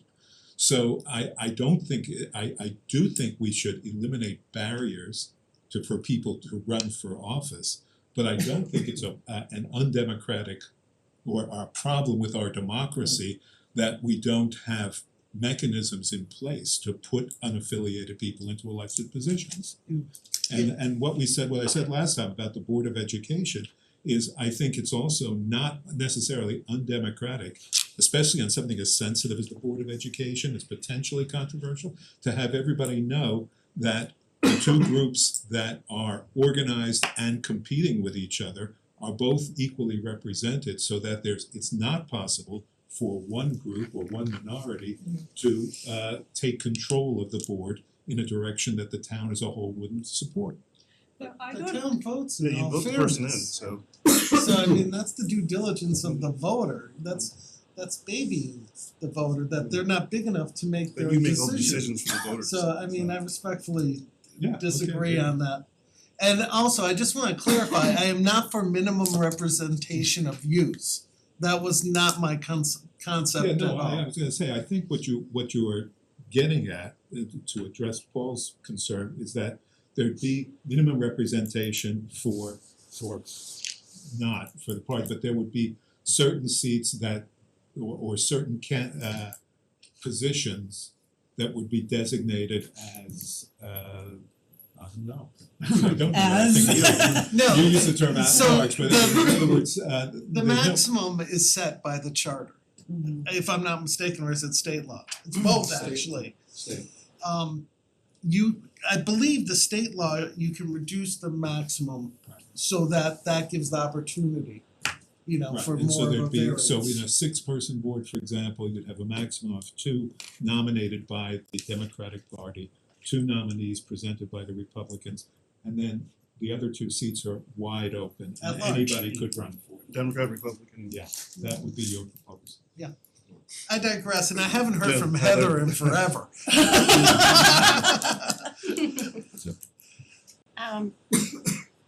I'm not sure if there was an original question in there or if how well we It went so far how we down got the down hole. the road of terms Down a rabbit hole, yes. I personally am not, you know, we don't have a lot of interaction with the Board of Ed in our role, outside of, you know, when they come with projects to present for the budget. But we do engage with, and outside of the tri-board, but you know, we do have engagement with the Board of Finance, and I know it comes up you know, as to whether to keep the Board of Finance or not, and I'm an advocate for keeping our Board of Finance. I think that there are a lot of checks and balances there, and you know, they're good at making suggestions that help to keep our taxes at bay the best we can. I think they're good at kind of navigating our different funds and you know, I know we have Amy in town for that, but I do think that I personally with my interaction with the Board of Finance am in strong support of keeping that. I'd second. Very strong support. Sorry. Can I get back to one thing you said earlier? You said the Board of Selectmen should be the first, should be the CEO. I just want to clarify, is that chief elected officer or chief executive officer? Honestly, both. Okay. I also, Can't be as chief elected officer. as a policy setting board, but you're right, you need a head of any organization. So it would in fact be the first selectman that Or But the you mayor. think the Board of Or Selectmen the mayor. should function or perform the function of us, well, of a CEO. of a CEO. Meaning a chief executive, you're right, That's a because of the double use. That's my opinion, you know, we're not all aligned, I don't mean to speak for the Board of that's why we wanna hear from Selectmen. all of it, we wanna hear from everybody, but one of the other things that's come up about the first selectman position, there's 2 things. Should the first and I'm not saying I'm in favor or opposed to this, these are comments that have come up. Should the first selectman run as a standalone position, and if they win, they win, if they don't, they don't, and they don't sit on the board if they don't win that position, or should it remain how the practice is now, if the 2 people who are running for first, the person who doesn't get the votes for first but gets enough votes to stay on the board becomes a member of the board. And then a flip to that question is, another comment that came up was, should the Board of Selectmen just run as the Board of Selectmen, the Board of Selectmen determine who the chief executive officer is after the board is selected, so that's like Lots of things there. That's a mayor lot there. council system. Yeah, there's a lot, There's a typical system, Bob can back me up or tell me I'm wrong, but a mayor council system, traditionally, the highest vote getter is not, it's not in their charter, but it's one of those agreements, becomes the chair of the council or the mayor. I actually, how did I get talking again? Alright, I'll go. I'm of the opinion of a hybrid. I think that a hybrid. But I think that the first selectman position should not be limited, and I know this is way in left field, but it should not even be limited to 2 people. I think anyone that's running for the Board of Selectmen should also be able to run under the category of first selectman. And then you should also be able to run as a Board of Selectmen member. In theory, you could run for just the first selectman and not Board of Selectmen, but I think most people would do that. And that way, you run on your merits within each group. If you got the first select person position, yeah, you guys have never heard this before, but if you got the first select person position obviously your votes would not be tallied in the Board of Selectmen column, and those top 5 vote getters would be the Board of Selectmen.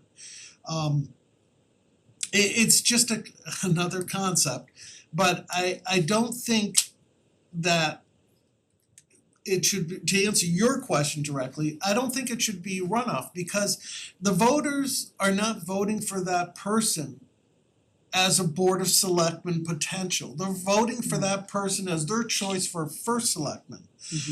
It's not necessarily true that that person is their choice for one of their limited votes for the Board of Selectmen. So I don't think it's fair to have 2 intertwined departments. We have that nowhere else on the ballots that there's a default category for anyone. Granted, we are talking about the top position. I would say one of the things you questioned, like Stephen was a top vote getter this year, right? So I don't know if Stephen I don't know if Stephen wanted to be first We was select. giving out free pizza. I don't know if Stephen wanted to be first select. So like just to say the top vote getter gets to be the first selectman, I think I don't know that I'd want to be first selectman. So I don't know if I beat Stephen in the race, but but you should choose to run for that, and you should, as Stephen was saying, the people elect someone for certain skills because they have certain responsibilities. Wendy has different responsibilities than we have as far as town management, as far as if there's an emergency or something happens. She has a higher responsibility level than we have. With Stephen's, it's kind of a mix because if I'm voting for someone in the top, am I going to vote from at the bottom too, just to be sure? Or, it's kind of hard to see how voters would react to having their name on there twice. That you could, I don't know. It'd be good if we had a way to allow people who got a lot of votes, but they lose to the person that had the first selectman drop down. So it's a hard. There's no one really. So the current system. I was gonna see Featherhead. Oh, yeah, sorry, So, yeah, go ahead. I think it would be very confusing to have a name listed under first and as the board option as well. I do think that deciding to run for first is its own category. You know that you are going to have that added time commitment of setting the agenda. And there's a responsibility in that, and I also think that when the parties, when they nominate their person to run for first, there's also an expectation in that of kind of not running the campaign, but there's sort of a leadership in that process as well. So I look at it as if someone has the desire to run for first, that's its own You think category. it deters someone who's been on the board, selectman for several terms, and they're thinking about running for first selectman, but they don't because they're afraid it's either your first selectman if you run for it and you're gone and you lose your ability to stay on the board. You think you're Oh, if we made that change? yeah. So that someone that's been there for 3 terms and they say, well, I think I'd like to try it, but if I do and I miss it, then I'm off the board. I'd like to stay on at least stay It's on not the board. different than the president of the United States. I mean, you choose to run for president, and if you don't get to run for president, you just don't get to be president. You also don't Yeah. get to be a senator or a congressman or Vice something president. else. Like you're just done, right? No, we're not, this isn't. No, I know, but I'm saying, like, no. We got a Yes. smaller base to choose from. We have Right. fewer Are people we- who yeah, are it's willing to sacrifice their time to volunteer. I mean, I've heard from residents and voters that, especially the past few runs, it was very confusing, like, well, if they ran for first selectman but they didn't win, why are they still on the board? So, if you read the charter, you did that, but the average voter doesn't quite understand that process, I think. Especially a newer voter, an unaffiliated voter, they think they're voting for selectman, and then here's your board. And I polled some of people that they didn't realize, oh, wait a second, they got more than Is somebody else, why did that person not get in, but they got the most votes? Oh, because Is that a default in the charter? Like where if you get enough votes, you're in. It's in the charter. Or is it What a is party enough? agreement? Yeah, I think it's- I think It's in the charter. Yeah. And that vote The count most goes votes into get the to- general. Right, so Okay. So they roll from the first selectman category into the board. Yeah. That's what I was saying, Yeah. is it's, there's nowhere else it occurs, to my knowledge, that it rolls into another category if you did not win the election you were running for. Right, But don't I think understand the Simsbury's merits. unique in that as far as having a board of selectmen, but the question becomes, okay, if you've got somebody who's willing to run for first, right, they're willing to do that. And then if they don't get that spot, which they might think, I'm not gonna get that spot anyway, but I'm at least be able to serve on the board of selectmen. If you now say, okay, if you don't get that spot, you're not on the board of selectmen. So what does that do to your candidate pool of people who are willing to run? Because we're a small town relatively, right? And the who's gonna willing to run and put that time in. But they also, from a practical standpoint, know, okay, if I don't get it, then at least I'm going to be able to serve the community by being on the board, because I at least got enough votes to be on the board, one of the top 5 or 6 hard to say.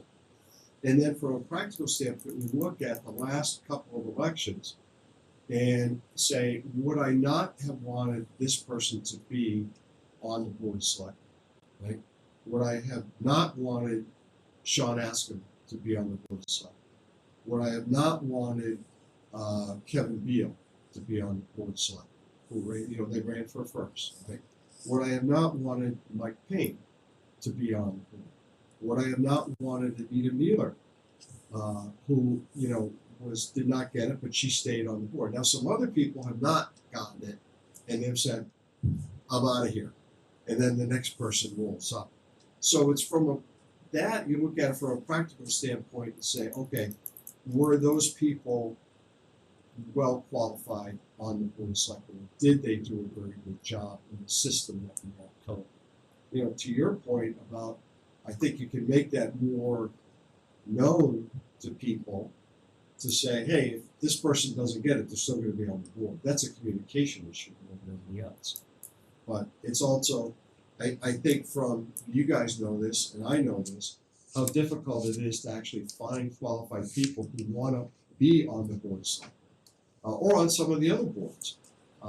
It's not an easy thing. People aren't just lining up the doors to run for these positions. So, I agree, that's why I had that system where you get your cake and eat it too by running under both. Because I think that would be clearer to well, even Well, our it's his present opinion. policy's not clear, so. But you're also assuming that the person who didn't get, the next vote getter wouldn't have been a great person on the board. So you're saying, I know we currently have a great board, Kevin's a great person, Why'd you pick him out? Well, because he would be in a situation. You'd be in a situation. Touche. We don't know that the next person wouldn't have been a great person on the board. Like, there's no way, you can't just say one side of it and not say the other side. But we do know that that person would have gotten fewer votes. or did that's get right. fewer They would votes. have been number 7 on the votes instead of number 2 or number 3.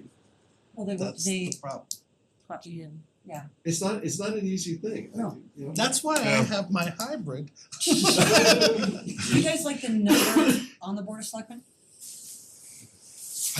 I personally think it's good. It's a good, I think it's there's good. enough conversation going Yeah. back and forth. There's not too much conversation. I think everyone brings a different thing to the table. And we've never had a tie. I don't know, what the history is of the board, but we've never had a tie. All of us are in it for the town of Simsbury. That's one thing, all of our departments, we're so fortunate with the volunteers, not to kiss up, we really are. But because of that being an underlying thing, we usually move as a group. It's never been a problem that it's an even number. Okay, so maybe it was the term prior have had ties, but obviously then that doesn't pass, so it's Right, you need a majority. not a tie, so. Well, I'm just curious if 6 is a good number. I mean, it works good now because you guys are so cohesive, but there've been past years where it hasn't been such a cohesive board. I think cohesive or not,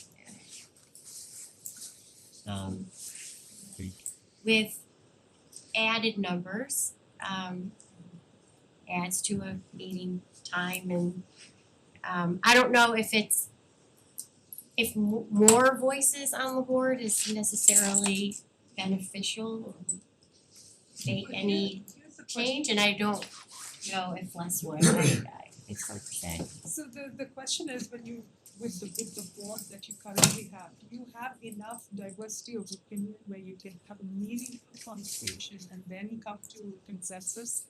Is that how it currently works? I think so. Well, that was pretty, That's that was pretty a lot. straightforward. I think it did last year. Yeah. That's the answer, yes. I mean, everyone has a different kind of background as well. I mean, it's not always gonna work out like that, but right now, we all kind of have different work-life balances and come from different industries, so it's First of all, it's a big Europe. Do you think having an even number of board members gives you an incentive to seek consensus? I mean, I know that that's a principle people have said, and on my board, I don't feel that the number has affected it. I've just found there's a consensus anyway.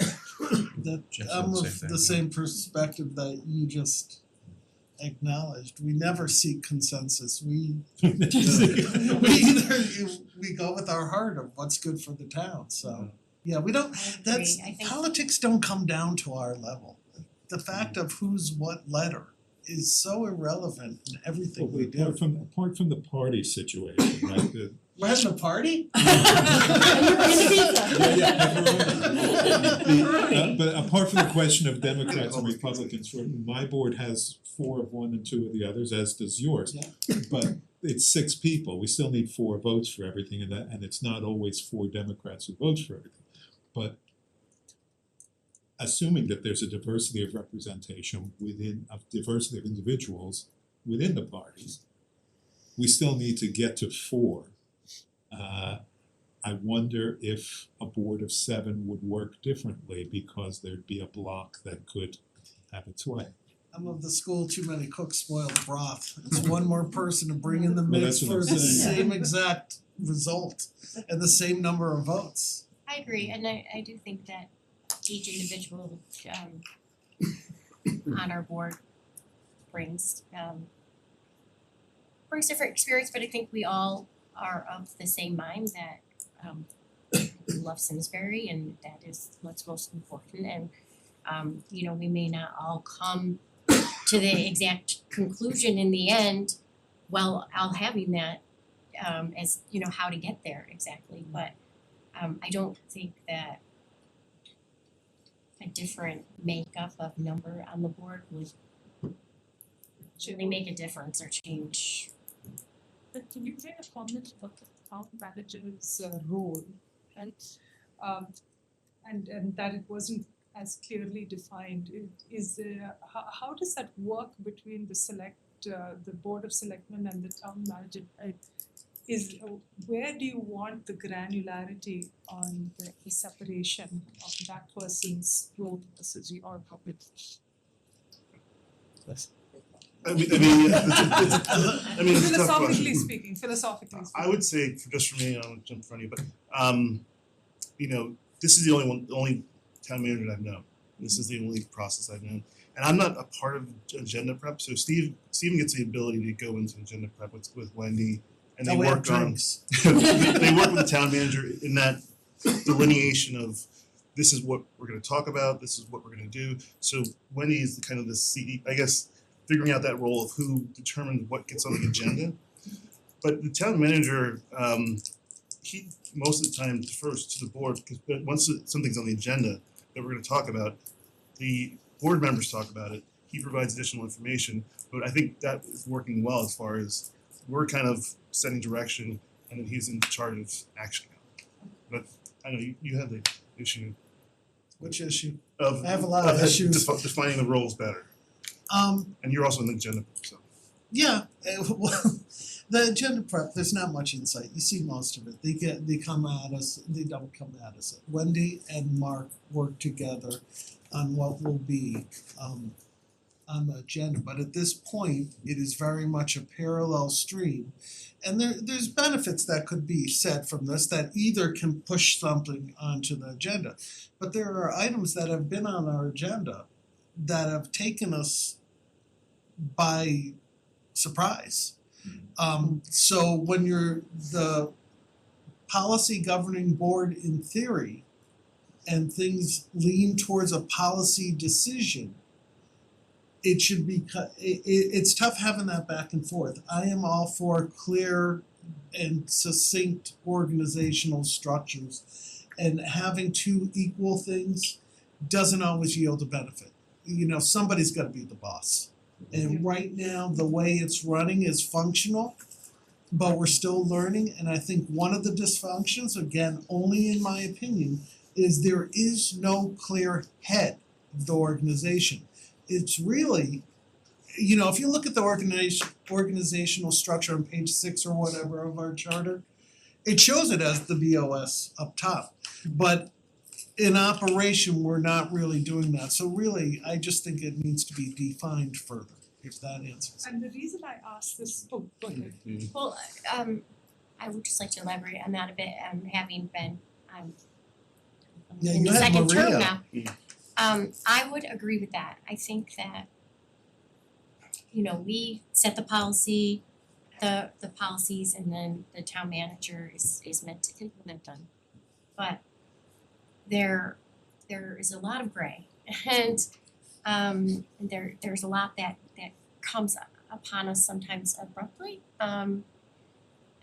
And I don't know if there's a time frame there that information could have gotten to us sooner.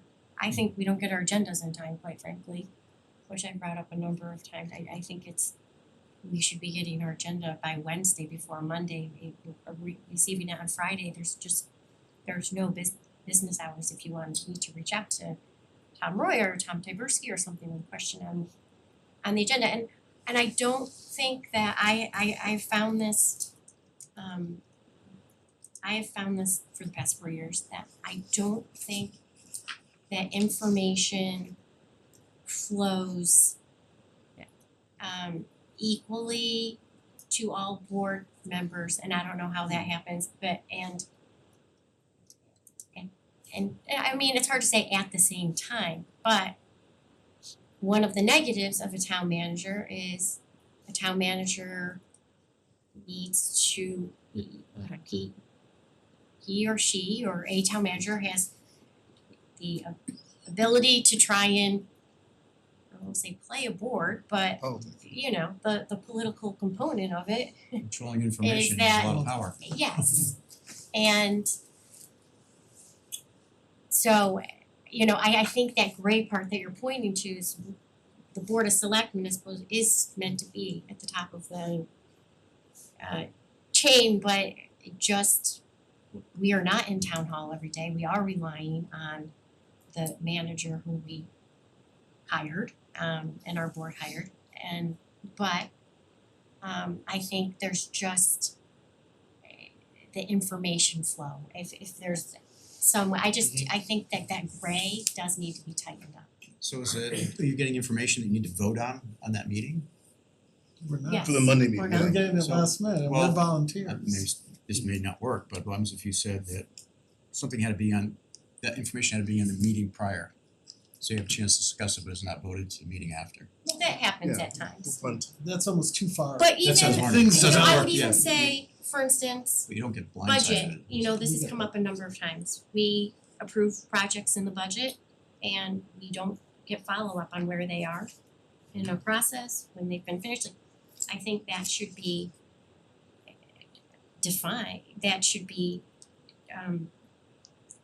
required. For us to get updates on things. It's almost like I laugh by sort of in this role just in general, you feel like you almost, it's like, need to have the mindset of a fruit fly. It's like, you know, everyone's on one topic and then it's the next week and then it's the next, and it's sort of, okay, well, some things we vote on and we know where that goes, but then there are other things in certain projects that we spent money on this, where is it in this? And we have been getting updates now from Tom Roy, which have been really great, and that's been a really good thing. But I just think that information flow from the town manager to the board isn't where it needs to be. And it's not specific to this town manager, it was the last town manager as well. It's definitely the system. The reason I Charlie. asked this question is because we received a comment from a member of the public with an email saying that, the perception of the town is that the town manager does report to the first selectman and that there is that hierarchy, even though the first selectman told us that what you just told us, which is there's no clarity in terms of who reports to whom. One way to do that is to put that in the town charter and just say, town manager reports to the board of selectmen, and that will help you. But from a day-to-day perspective, what would you like to see that's better? That would make our elected representatives who actually we sent to represent us do the kind of jobs that they need to do.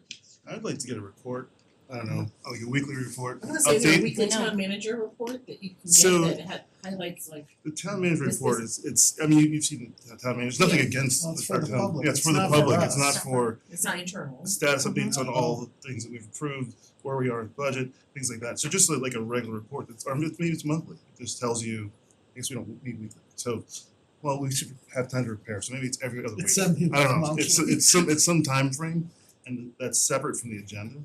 So that we have more information, we can ask better questions.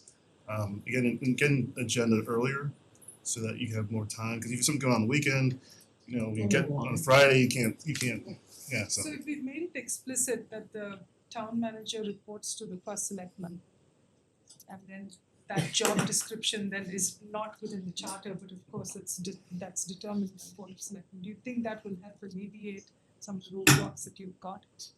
I think yes, but at the same time, I think that the town manager needs to report to the full board. In addition, I mean, there's, they have their agenda prep and things, but the town manager works for the entire board, not just the first selectman. Okay. Within the structure of You have to the have first selectman office too, being the right? CEO Otherwise, and then the town manager being roughly the chief administrative officer. Gets back to some of the stuff that you were talking about, which I think you can do in charters. I think other charters have it that way as well. So you don't wanna eliminate the role of the town manager. Yeah. But you wanna, because you want some professional, but you wanna strengthen that for the first selectman, who is actually the person who is elected by the voters. So they have the accountability. And they can be fired easily. Mm. Not to say. Well, one of the things we chatted about on the last charter was that, and by the way, that wasn't a unanimous decision, right, by the way. but is that a town manager gets hired with the vote of 4 on 4 to 6, right? Okay? But for that town manager to be let go, then you would have to have again 4 votes.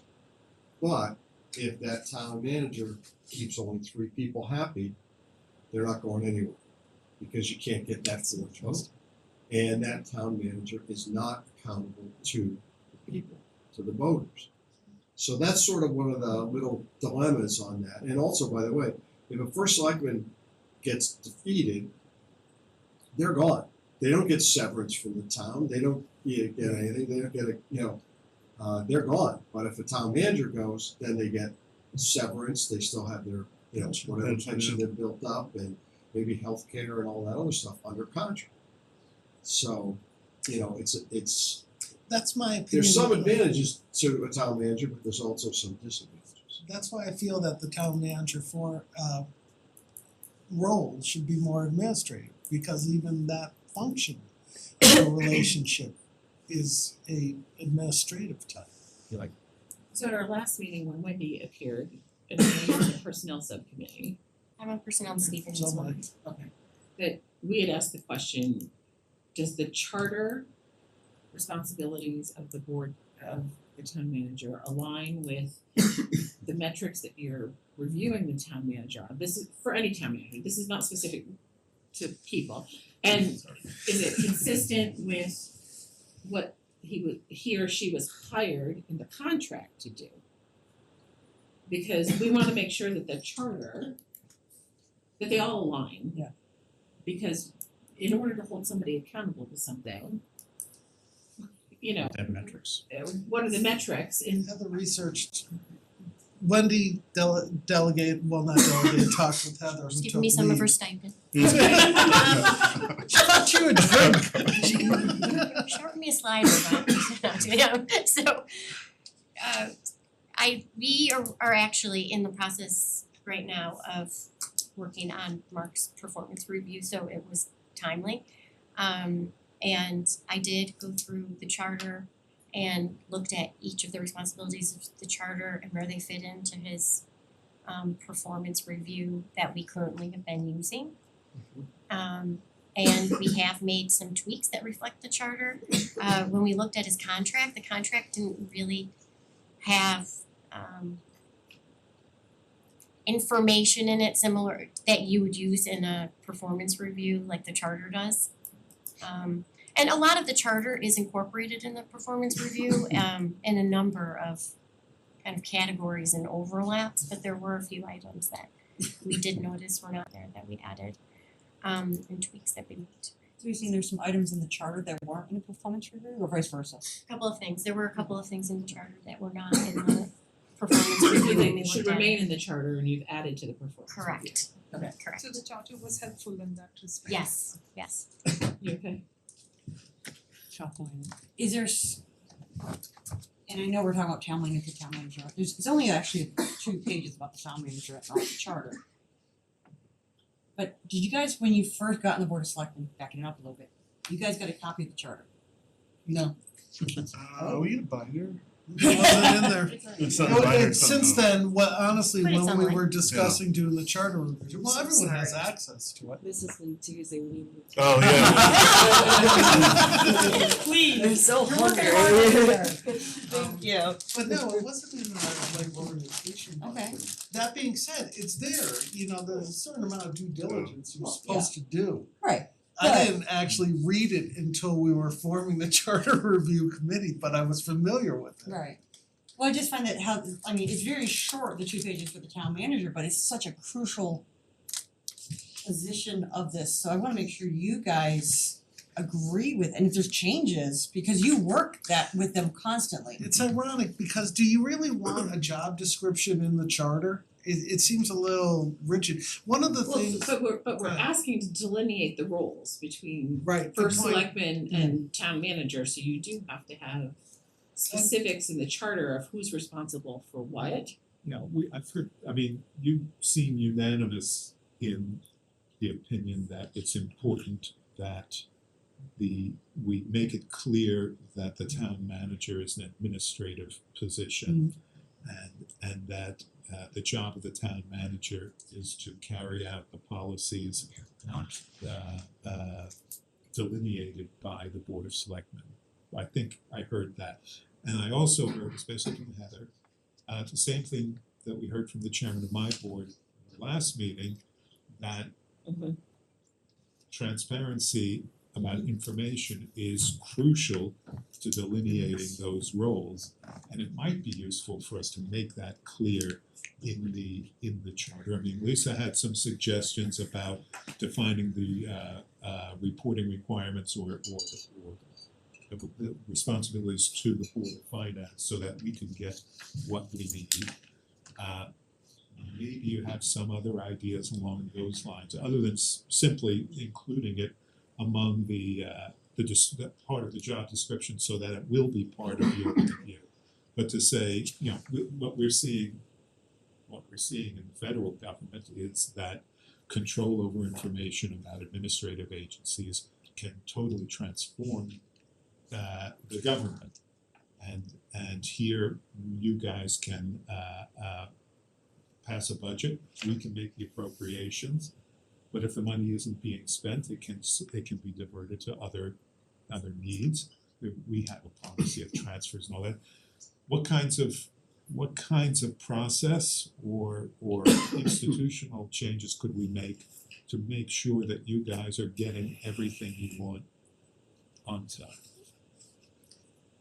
I mean, I like the You gotta give us something specific, because we are bi-weekly hearing kind of the same thing over and over, we need Yeah. clarification, but what Specific, specific yeah. things I are think they we had looking a for regular clarification? report that came out that gave us an update on status of projects or large, maybe it's a certain dollar amount. Projects over a certain dollar amount, if they haven't started by a certain time frame, then you have to put comments in. I don't know, I do business intelligence reporting, so I always would go in with a report that gives you an update, that tells you where you are, what you have left to spend. You can comment on, like, we can see something and say for the next meeting, oh, we'd like to have Tom Roy come in and explain why this is off, this is over budget, or why he hasn't spent the money yet. But we don't have the vision to see, kind of where we stand. I mean, why can't we Can't the- simply add an yeah. item in here that says that there has to be bi-weekly reporting to the Board of Selectmen with regard to, Do you feel that the Board of Selectmen right now couldn't pass a resolution well, instructing the town manager to prepare those reports? I think we're planning on doing it via review. I mean, under the duties of the town manager, item number 2 is make periodic reports to the Board of Selectmen. You can just simply clarify that on what does periodic mean, because periodic is subjective. As the board of selectmen sees fit. You I guys- mean, it could be once a year. I mean, what's periodic mean? So you could simply take out the word periodic and put in some time frame. A minimum of monthly or whatever is appropriate. I'm all for it, I'm just thinking that we don't necessarily have to get that granular in the charter. No. Yeah, that's the If you job guys can just periodic do it. I think we have some housekeeping to do ourselves, Yeah, like and we're aware of that. Yeah, we've had, just acknowledging the charter has brought stuff to the forefront, like some of our appointed commissions, which is really our shtick. It's not in the charter, but it's, should we look at those? And ClearGov, we could expand the use of the ClearGov. It's online, you can see if the information's there, you can put notes in there. You don't have to worry about distributing it, just keep putting it up and running. That's This may be unrelated, well, I don't know if it's unrelated or not. Who has the ability to decide which grants the town is applying for? The Board of Selectmen. Board of Selectmen have to vote on Towns- which grants to apply for? Yep, town staff identifies them, but then Then they have to be ultimately, voted on before an application is made. yes, Town staff identifies, it goes to the town manager and they make recommendations to the board of selectmen. And then we, yes, it's to apply for, so that's actually one of the cumbersome processes that maybe Bob can maybe speak more on, but that actually limits the efficiency of the administration side of government, because if we notice a grant, and let's say we notice it too late and we gotta apply for it, then we have to let's say the grant is in 1 week, right? Board of Selectmen meet in 2 weeks.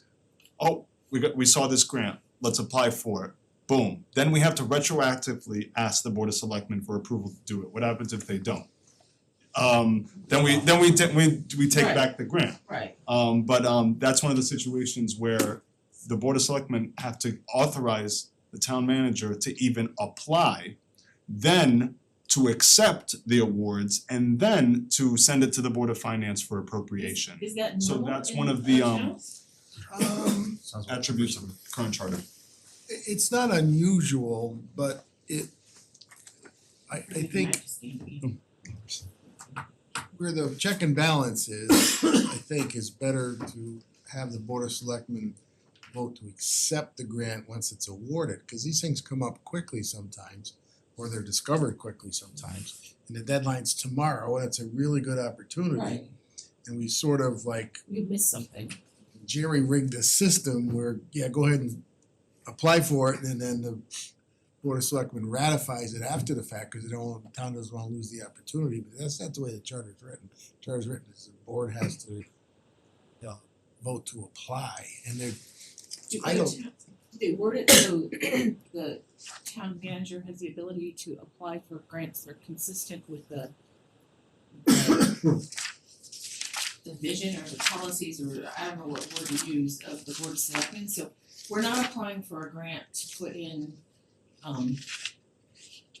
High-speed rail system. right, and well, do you know what I mean? It's not consistent with our Yeah, plan of development. Just making something up. no, I see what you're saying, you wouldn't wanna apply for a grant to build I mean, I don't know why anybody would waste their time writing a grant for that, but I'm just Yeah. saying, like, how do you, A better option may be, town manager can apply, but has to give notice to the board that he or she has applied.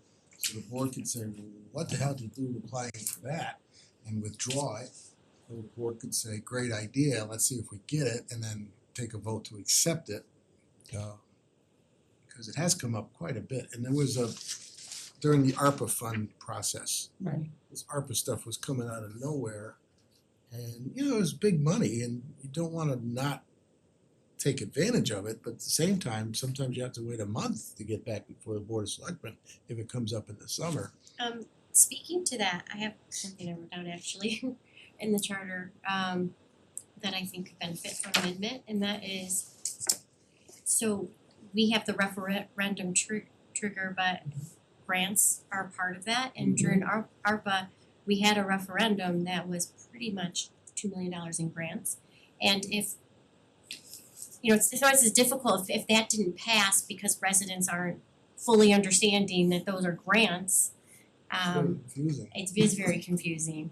And when that came up, it was a big concern to really get that messaging out to residents. Because This people is thought you were taking on debt. correct. And that's And because it it is was- a threshold that's different. So perhaps if we could make an exception for grants going to hitting the referendum trigger, that might be. Yeah, sort of I carve mean, the out- chance of that happening again, but Yeah, who knows, you never know. Especially now, I mean, Especially now, you're what's gonna really- happen. So Bob, is there any reason that we have to let the public know that we're applying for? Because one of the benefits of doing it prior is to let the Yeah. public know we're applying for something. I agree that maybe it's a little cumbersome. I don't know if we've ever said no to a grant submission. There is a benefit to that, but maybe you could accomplish that goal by requiring the town manager to let you know correspondence or agenda item. Hey, we got this grant we applied for. Now, a lot of the grants, it takes a long time to apply for, so there isn't that issue. But for the ones that come up out of nowhere, so it's just something to consider. If we could remove that, we're also the deputy town manager, we created HR this year, as I'm sure you know, HR department. And that previously was under the deputy town manager's bucket. It opened up his pipeline up, and we are hoping he's gonna be writing a boatload of grants. We'll see if it comes to fruition. But this would help expedite if he is firing on a couple different cylinders on grants. That being said, I agree that the communications should be to us so we are aware, so we represent people, that's what we do on the Board of Selectmen. We could push back if it was appropriate that we felt there was a grant that was headed in some strange direction.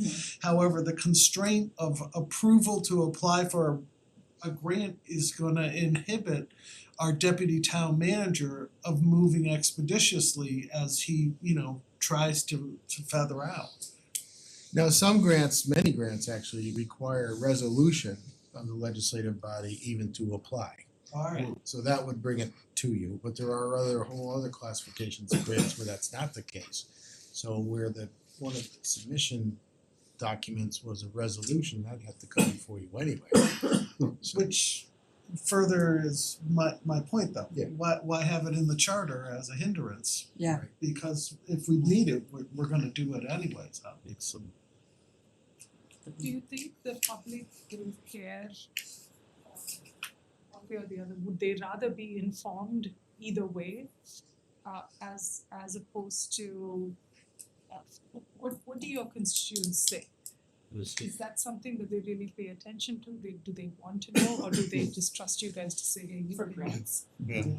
I mean, I think I find residents care, that's not, that falls to them under the just budget and the general, are we taking advantage of these opportunities?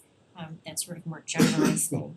I think when it comes down to detail outside of, budget season, residents care about the detail there, but I think residents care a lot about the businesses in town, what's going on with zoning, things like that, but I don't find that residents would want, an update on our monthly grant No. Yeah, applications, really, but for like but large I mean, they would projects. get that on our, anything They from don't our even care, they hope we get as many Yeah. grants as we're all Yeah. of the same opinion. Like the pickleball Taxes. courts. Pickleball courts are something that, you know, I don't know if that's fully granted. It was money, I think we got. Why'd you bring those up? Well, no, because it's something the public cares about. They do. From what? The pickleball courts in Terriffill. Is that grant Well, money? no, we funded it. Yeah, I just funded I it. don't I think think we funded the increase, no? I think originally some of it was through there the were two ARPA levels of dollars. funding. Yeah, there's some large components, okay. Yeah, but there's some large projects, people, they care about, they see, you know, Yeah, big projects. yeah, things that are gonna Done in affect their town. life, those are the things, but I think Like the general sidewalks in the north end. sidewalks, yeah, that's Things they something- can see. They, well, they wanna be sure that we're not paying for those sidewalks. Right, They're like, yeah. oh, are we wasting money on sidewalks? You know, those questions you get. Because we shovel it. Yeah. They're nice. Thanks for reminding me. Yeah, for yours. Well, property owner. Jeez, We're not so there's a cool. sidewalk in front of my house down there, the shovel. What time? I know. I think we had a question about semantics of the name. Oh, mayor. Selectmen, mayor, council, I think we're Right. one of the few town manager, board of selectmen now in the whole state. Usually I think they have town manager and council. Is there a feeling about if that changes anything? Then confuses some people? Well, council is an implication to me that you're running as a city council, which is different. You don't hire a first selectman, that's the tradition of the highest vote getter has the first opportunity. It's not you have to. So that's a city council. That being said, as you read through the charter, you'll notice first select man or first select woman, and then sometimes it's back and forth and wherever. It's using sexist language. If we talked just about change that, it to mayor, it doesn't matter. And mayor is more representative in my understanding of a town manager form of government anyways. So it'd be mayor and board of select. It could be the board of selectmen or town council. At Town that council. point, it's you know, that you're right as far as that it's still sexist with selectman Councilman. versus select woman. You know, there's Select person. What do we Select call it? person. Select person. Select Well, person. yeah. Select person is referenced a couple times. If you notice, all my pink post-its is every time it's sexist. So, But do you think council better, town council actually better defines what the board of selectmen actually does?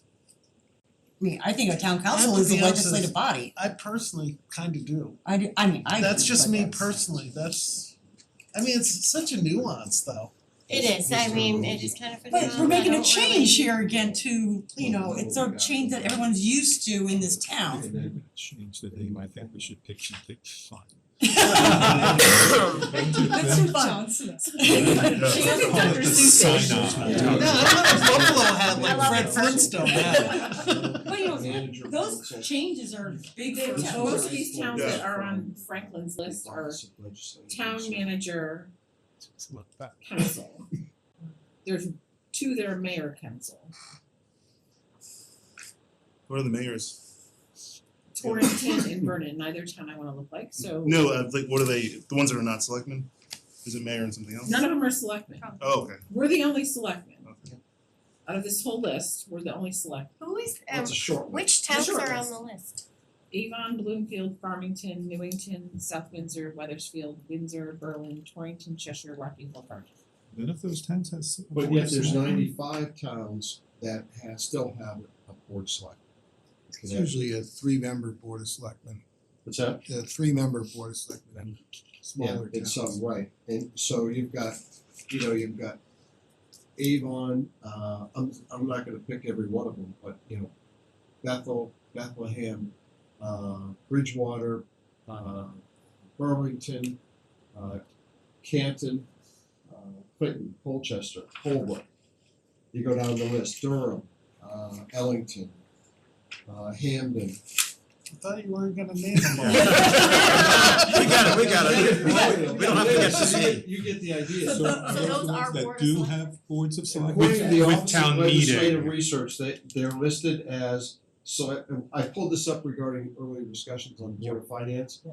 So and it said there were 95 towns that have a selectman / town meeting who have a board of finance that's either by they either use the general statute or they use charter.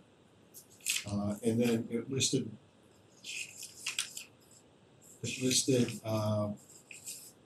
11 that were a mayor council that had a board of finance, and then a manager council listed as 8.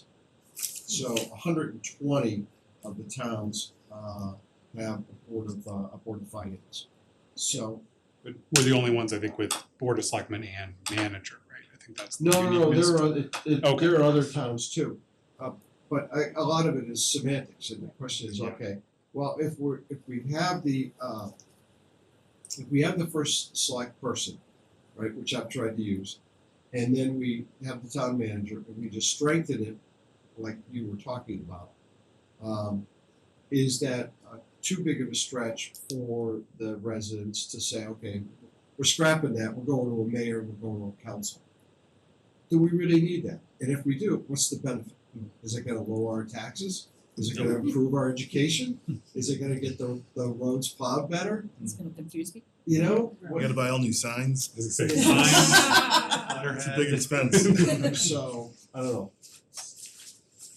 It's a nuance. I honestly don't care. Yeah, I mean, No offense, I don't mean that, you know. I do care. I mean, I'm open to Yeah, first just- suggestions, but Just call it a Select select person I like and a that board of Cuba. select persons. I think someone else is playing that. I think a mayor has a non-trivial effect on what people think versus we have a manager, we have a first selectman, now we have a mayor. What does a mayor do? I think it's not as It's too clear, confusing. at least in Sounds like Connecticut, a it's major not as change you're common. making. Oh, Yeah. we now have a That's- mayor. What I happened? agree. yeah. And then they'd be like, who's really just deciding? an The mayor intent. should decide this, what's the manager doing now? Yeah, and what's the Doubling purpose, the to Paul's point, what's the purpose of Yeah. If changing you got the name if if you there's got no a mayor, benefit? you don't need if you got a mayor with You a could say you're 4-year term, benefit of the final role. why do you need a town manager instead of just having a administrator who can run across a couple of terms? And you don't need to pay both.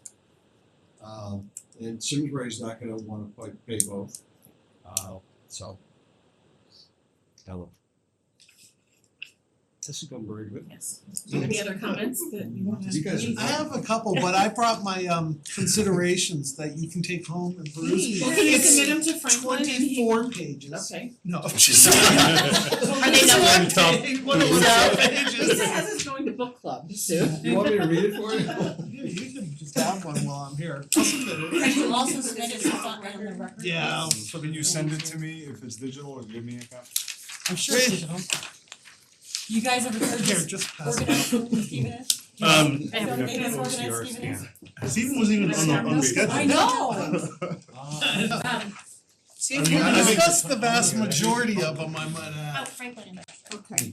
Thank you. Thank you. I mean, I think we're wrapping. I'm gonna make I'd like to a thank all of you guys. I mean, section on we the had charter a revision long commission process page called written of comment. first choosing to Just do a have all the charter, written comments. and then deciding the makeup as far as not who's on it, but the breakup of independents and Republicans. I hope that's working well as far as you guys all interacting and you're getting some good stuff done.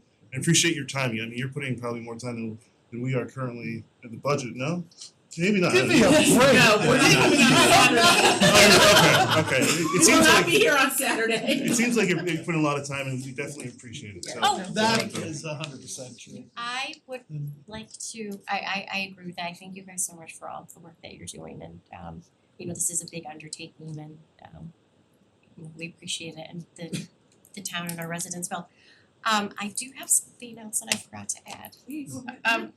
I was thinking that we have a number of temporary boards and commissions and when they are formed, the intention is, I believe, 2 years, but they never get revisited. And I don't know if we could put something in the charter that if a temporary board is formed, that it needs to go, you know, if the board of selectmen puts a temporary board in place, that it needs to be revisited at a certain time, you know, if it's 1 year or 2 year, to just see Is it still necessary? I feel like they just keep getting added, but they never get revisited. We have And to be reauthorized every 2 years. The charter they says have every not 2 come to years. us. But Usually at the organizational meeting, you get the list and the I don't believe any temporary board is coming to us unless I'm missing something. they go on But if it says existence. every 2 years, No, I have a list, I think we got from you, Bob. yeah, we have a And list. that's our own housekeeping, to be frank. There were a couple that I acknowledge though, that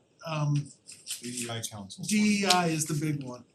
Because it was a temporary committee, so it's either gotta be put back in as welfare, which is a nuance, there's still language in there.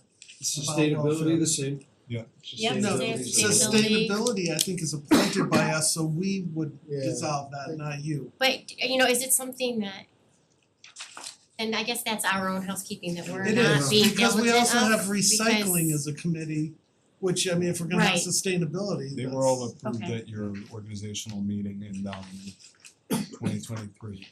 They don't, Like if they're not December. reapproved, they're out of existence. Yes, they just dissolve. They're coterminous with you. Yeah, I they think- go with your terms. I think because the organizational meeting is after the ceremony and everything, that it's just You probably just say, okay, fine. falls into this thing, Got so, okay, so that's on us, we need to So we already look took care of because. it. Thank you, I appreciate that. It's already in the charter that they're 2 years. There is one other thing I wanted to bring up. The stipend for the first select person position. The stipend. It should be tied somehow to a cost of living adjustment. It's been 8 years without an increase. The amount of time Wendy puts in, I respect how much time she puts in is crazy. You can't get anyone to do that effort for anything for $10,000, to be quite frank. I'm not saying it needs to be a dramatic salary, but frozen in time is definitely not the right answer either. I'm not, again, just to reiterate, it's a stipend, it's a courtesy, you have to do that job for your love of the town. But it should definitely, everyone else has a COLA to Yeah. keep it current. Isn't that up to the board of selectmen at this point though? It is. Don't you have the power to do that? You have the power to do voted for that. last It time. came up at our organizational meeting. That was me. Yeah. I got voted down. I remember it. There you go. I remember that part, I don't Something remember happened the for you temporary. Tuesday. Have to revisit It it. wasn't for me, I just want Let to me know. clear that up too. Well, I was thinking, Stephen, with that, because it's up with us to vote, if we put in the charter, then it's there for life. Whereas we could vote to not, I know some people didn't think the first select person should have a stipend. So it allows us to choose and adjust based upon how we feel in the board construction. So if other people later on say, you know what, we don't want this first selectman to have money, then they can make a decision. But if it's in the charter, it's locked in. Okay. I mean, I think we, It's we all like I think said, it it's should not happen. for me, I don't think so- anyone, if anyone's flagging it depends on the first selectman stipend, I don't really think It doesn't, so. it just seems weird that it's been frozen. Okay. Section 411, yeah, when it's talking about the first selectman, it says shall be the chief elected officer and shall receive a stipend as established for each term of office by the Board of Selectmen in accordance with Connecticut general statutes, and we do it in the organization, Section 411. Thanks for. It's important to call it a stipend though, because we don't want it to be a salary, because we don't want the first selectman to be an employee. Right. Touche. You're right, that just makes it You be in first, you get first. I say we don't want, you certainly could change that if you wanted to, but that was the thinking of the last commission. Yeah, we hire a town manager, hopefully, that's our staff. Thank you for all your time. Yes. We Thank you for appreciate your yours. input. We might ask you more questions. You know where to find Not us. tonight. So, No. Looking at the time, Not to not say, tonight. you got two more select people. Yeah, we do. Diane Geisley and Kevin Gale, so. Yeah. Have fun with that. I'm just kidding. Wow. I'll be watching on TV Yeah. with chocolate. With his pepperoni Who's asleep.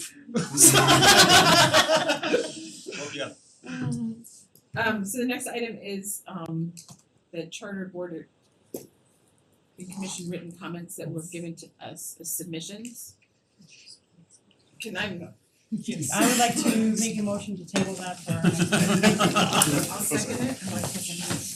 I'll second it. Okay, any? We only Do we need to take any action on them? I mean, I think we need to make sure- No, they're just included in the record. Yeah, We so don't I need move to that we discuss it. include them in the record. We include it in the record. Thanks, guys. Madam Chair, it just occurred to me that instead, we can continue the practice of putting them on the agenda for the public or for you to review, or I can compile everything into one tab on the Charter Revision Commission page that's called written comment. You click it and it will be a PDF ever evolving of all the written comment we receive. That way that it's all there. Thank you all. Or I can put it on the agenda to make it more in your face, whatever you wanna do, but that thought occurred to me, would that be something? Well, I like you giving it to us. Yeah. To I like the getting emails. it, Yeah. so they're new, but maybe also, not to maybe double work, but maybe have a tab where all the written comments for the public are in one place might be helpful. So it's both. Gotcha, so both. So Yeah. both, Right. I don't wanna give That's- you more work, but- That's not, I love work, I love it, Okay. and I mean it. He's hangry now, cause he hasn't had his pepperoni pizza, cause he's been here since 8 o'clock I this love morning. work. Want another butter? So the next item is to approve the minutes. Now, I do have a suggested change to the minutes. So on line 44, under first selectman's comments, there's a comment that says that has no authority in the carrying out of decisions and goals. I don't think that's what she said or what she intended, and I think maybe it's out of context, so I would move to just strike that comment. I looked on SCTV to see if the recording of the meeting was there, and it was not. So I tried to recall it, but I don't think that's really what she said, so I think she was trying to, my take on that part of the conversation was she was trying to infer that there needs to be more delineation, again, the roles, not that she doesn't have any authority to do anything, but the roles need to be more defined. But I don't have a recording of that, so. Well, maybe what is meant here is that, you know, she doesn't have administrative authority, she can't execute decisions of the board. That Which I seems think more is- consistent with what her letter was. Yeah, Yeah. that's when she did a letter. So Do we need to make a vote on that? We need to make a motion to amend the minutes. Okay, thank you, I wasn't sure what to do about that. So do you wanna make that motion that you just suggested? do I have to remember how I Yeah, you put it? do. Alright, I will move, change this to, but has no authority to execute the board's decisions and goals. Okay, that's my motion. Is there a second? Second. Any discussion? All in favor? Aye. Any opposed? Aye. Any abstaining? Thank you, Jacqueline. Okay, so that carries. So then, Did she agree or did she oppose? No, She supported the amendment. That was I said aye. Aye. so then do I have a motion to approve the amended minutes? So moved. Oh, you did, Oh, I did? oh no, I think I you're just right, did a you did motion them to amend separate, them. but you can do a motion to amend and accept in the same vein. More. But now, yeah, you gotta accept. Going forward. So do I have a motion to accept the amended minutes for February 4th? So moved. Do I have a second? Second. Any discussion? All in favor? Aye. Any opposed? Aye. Okay. So 2 minute, two motions there, Amanda, I think you. Last a item on motion the- To adjourn. Last item on the agenda, does I have a motion that we've already discussed this? Table. Can we table this? We could definitely table it, Can I make a- because. Can I make a request? Well, you had a great document that you were referring to, more on the Board of Finance, but it had other like statewide of local government makeup. Yeah. Can you the rest of us have that? Sure, I'll work with Frank and make sure you get a clean copy for you. Okay, Starting to put my own together. thank you. Okay, so I've been creating mine already, sorry. do I have the most important motion of the night? Motion Motion adjourned. Can I say? We have our name. You don't have public audience Not at at the the end. end. Not at the end. I am in such a hurry. I have to work. Thank you, Franklin. Can I say something after you adjourn? Sure. Oh, good.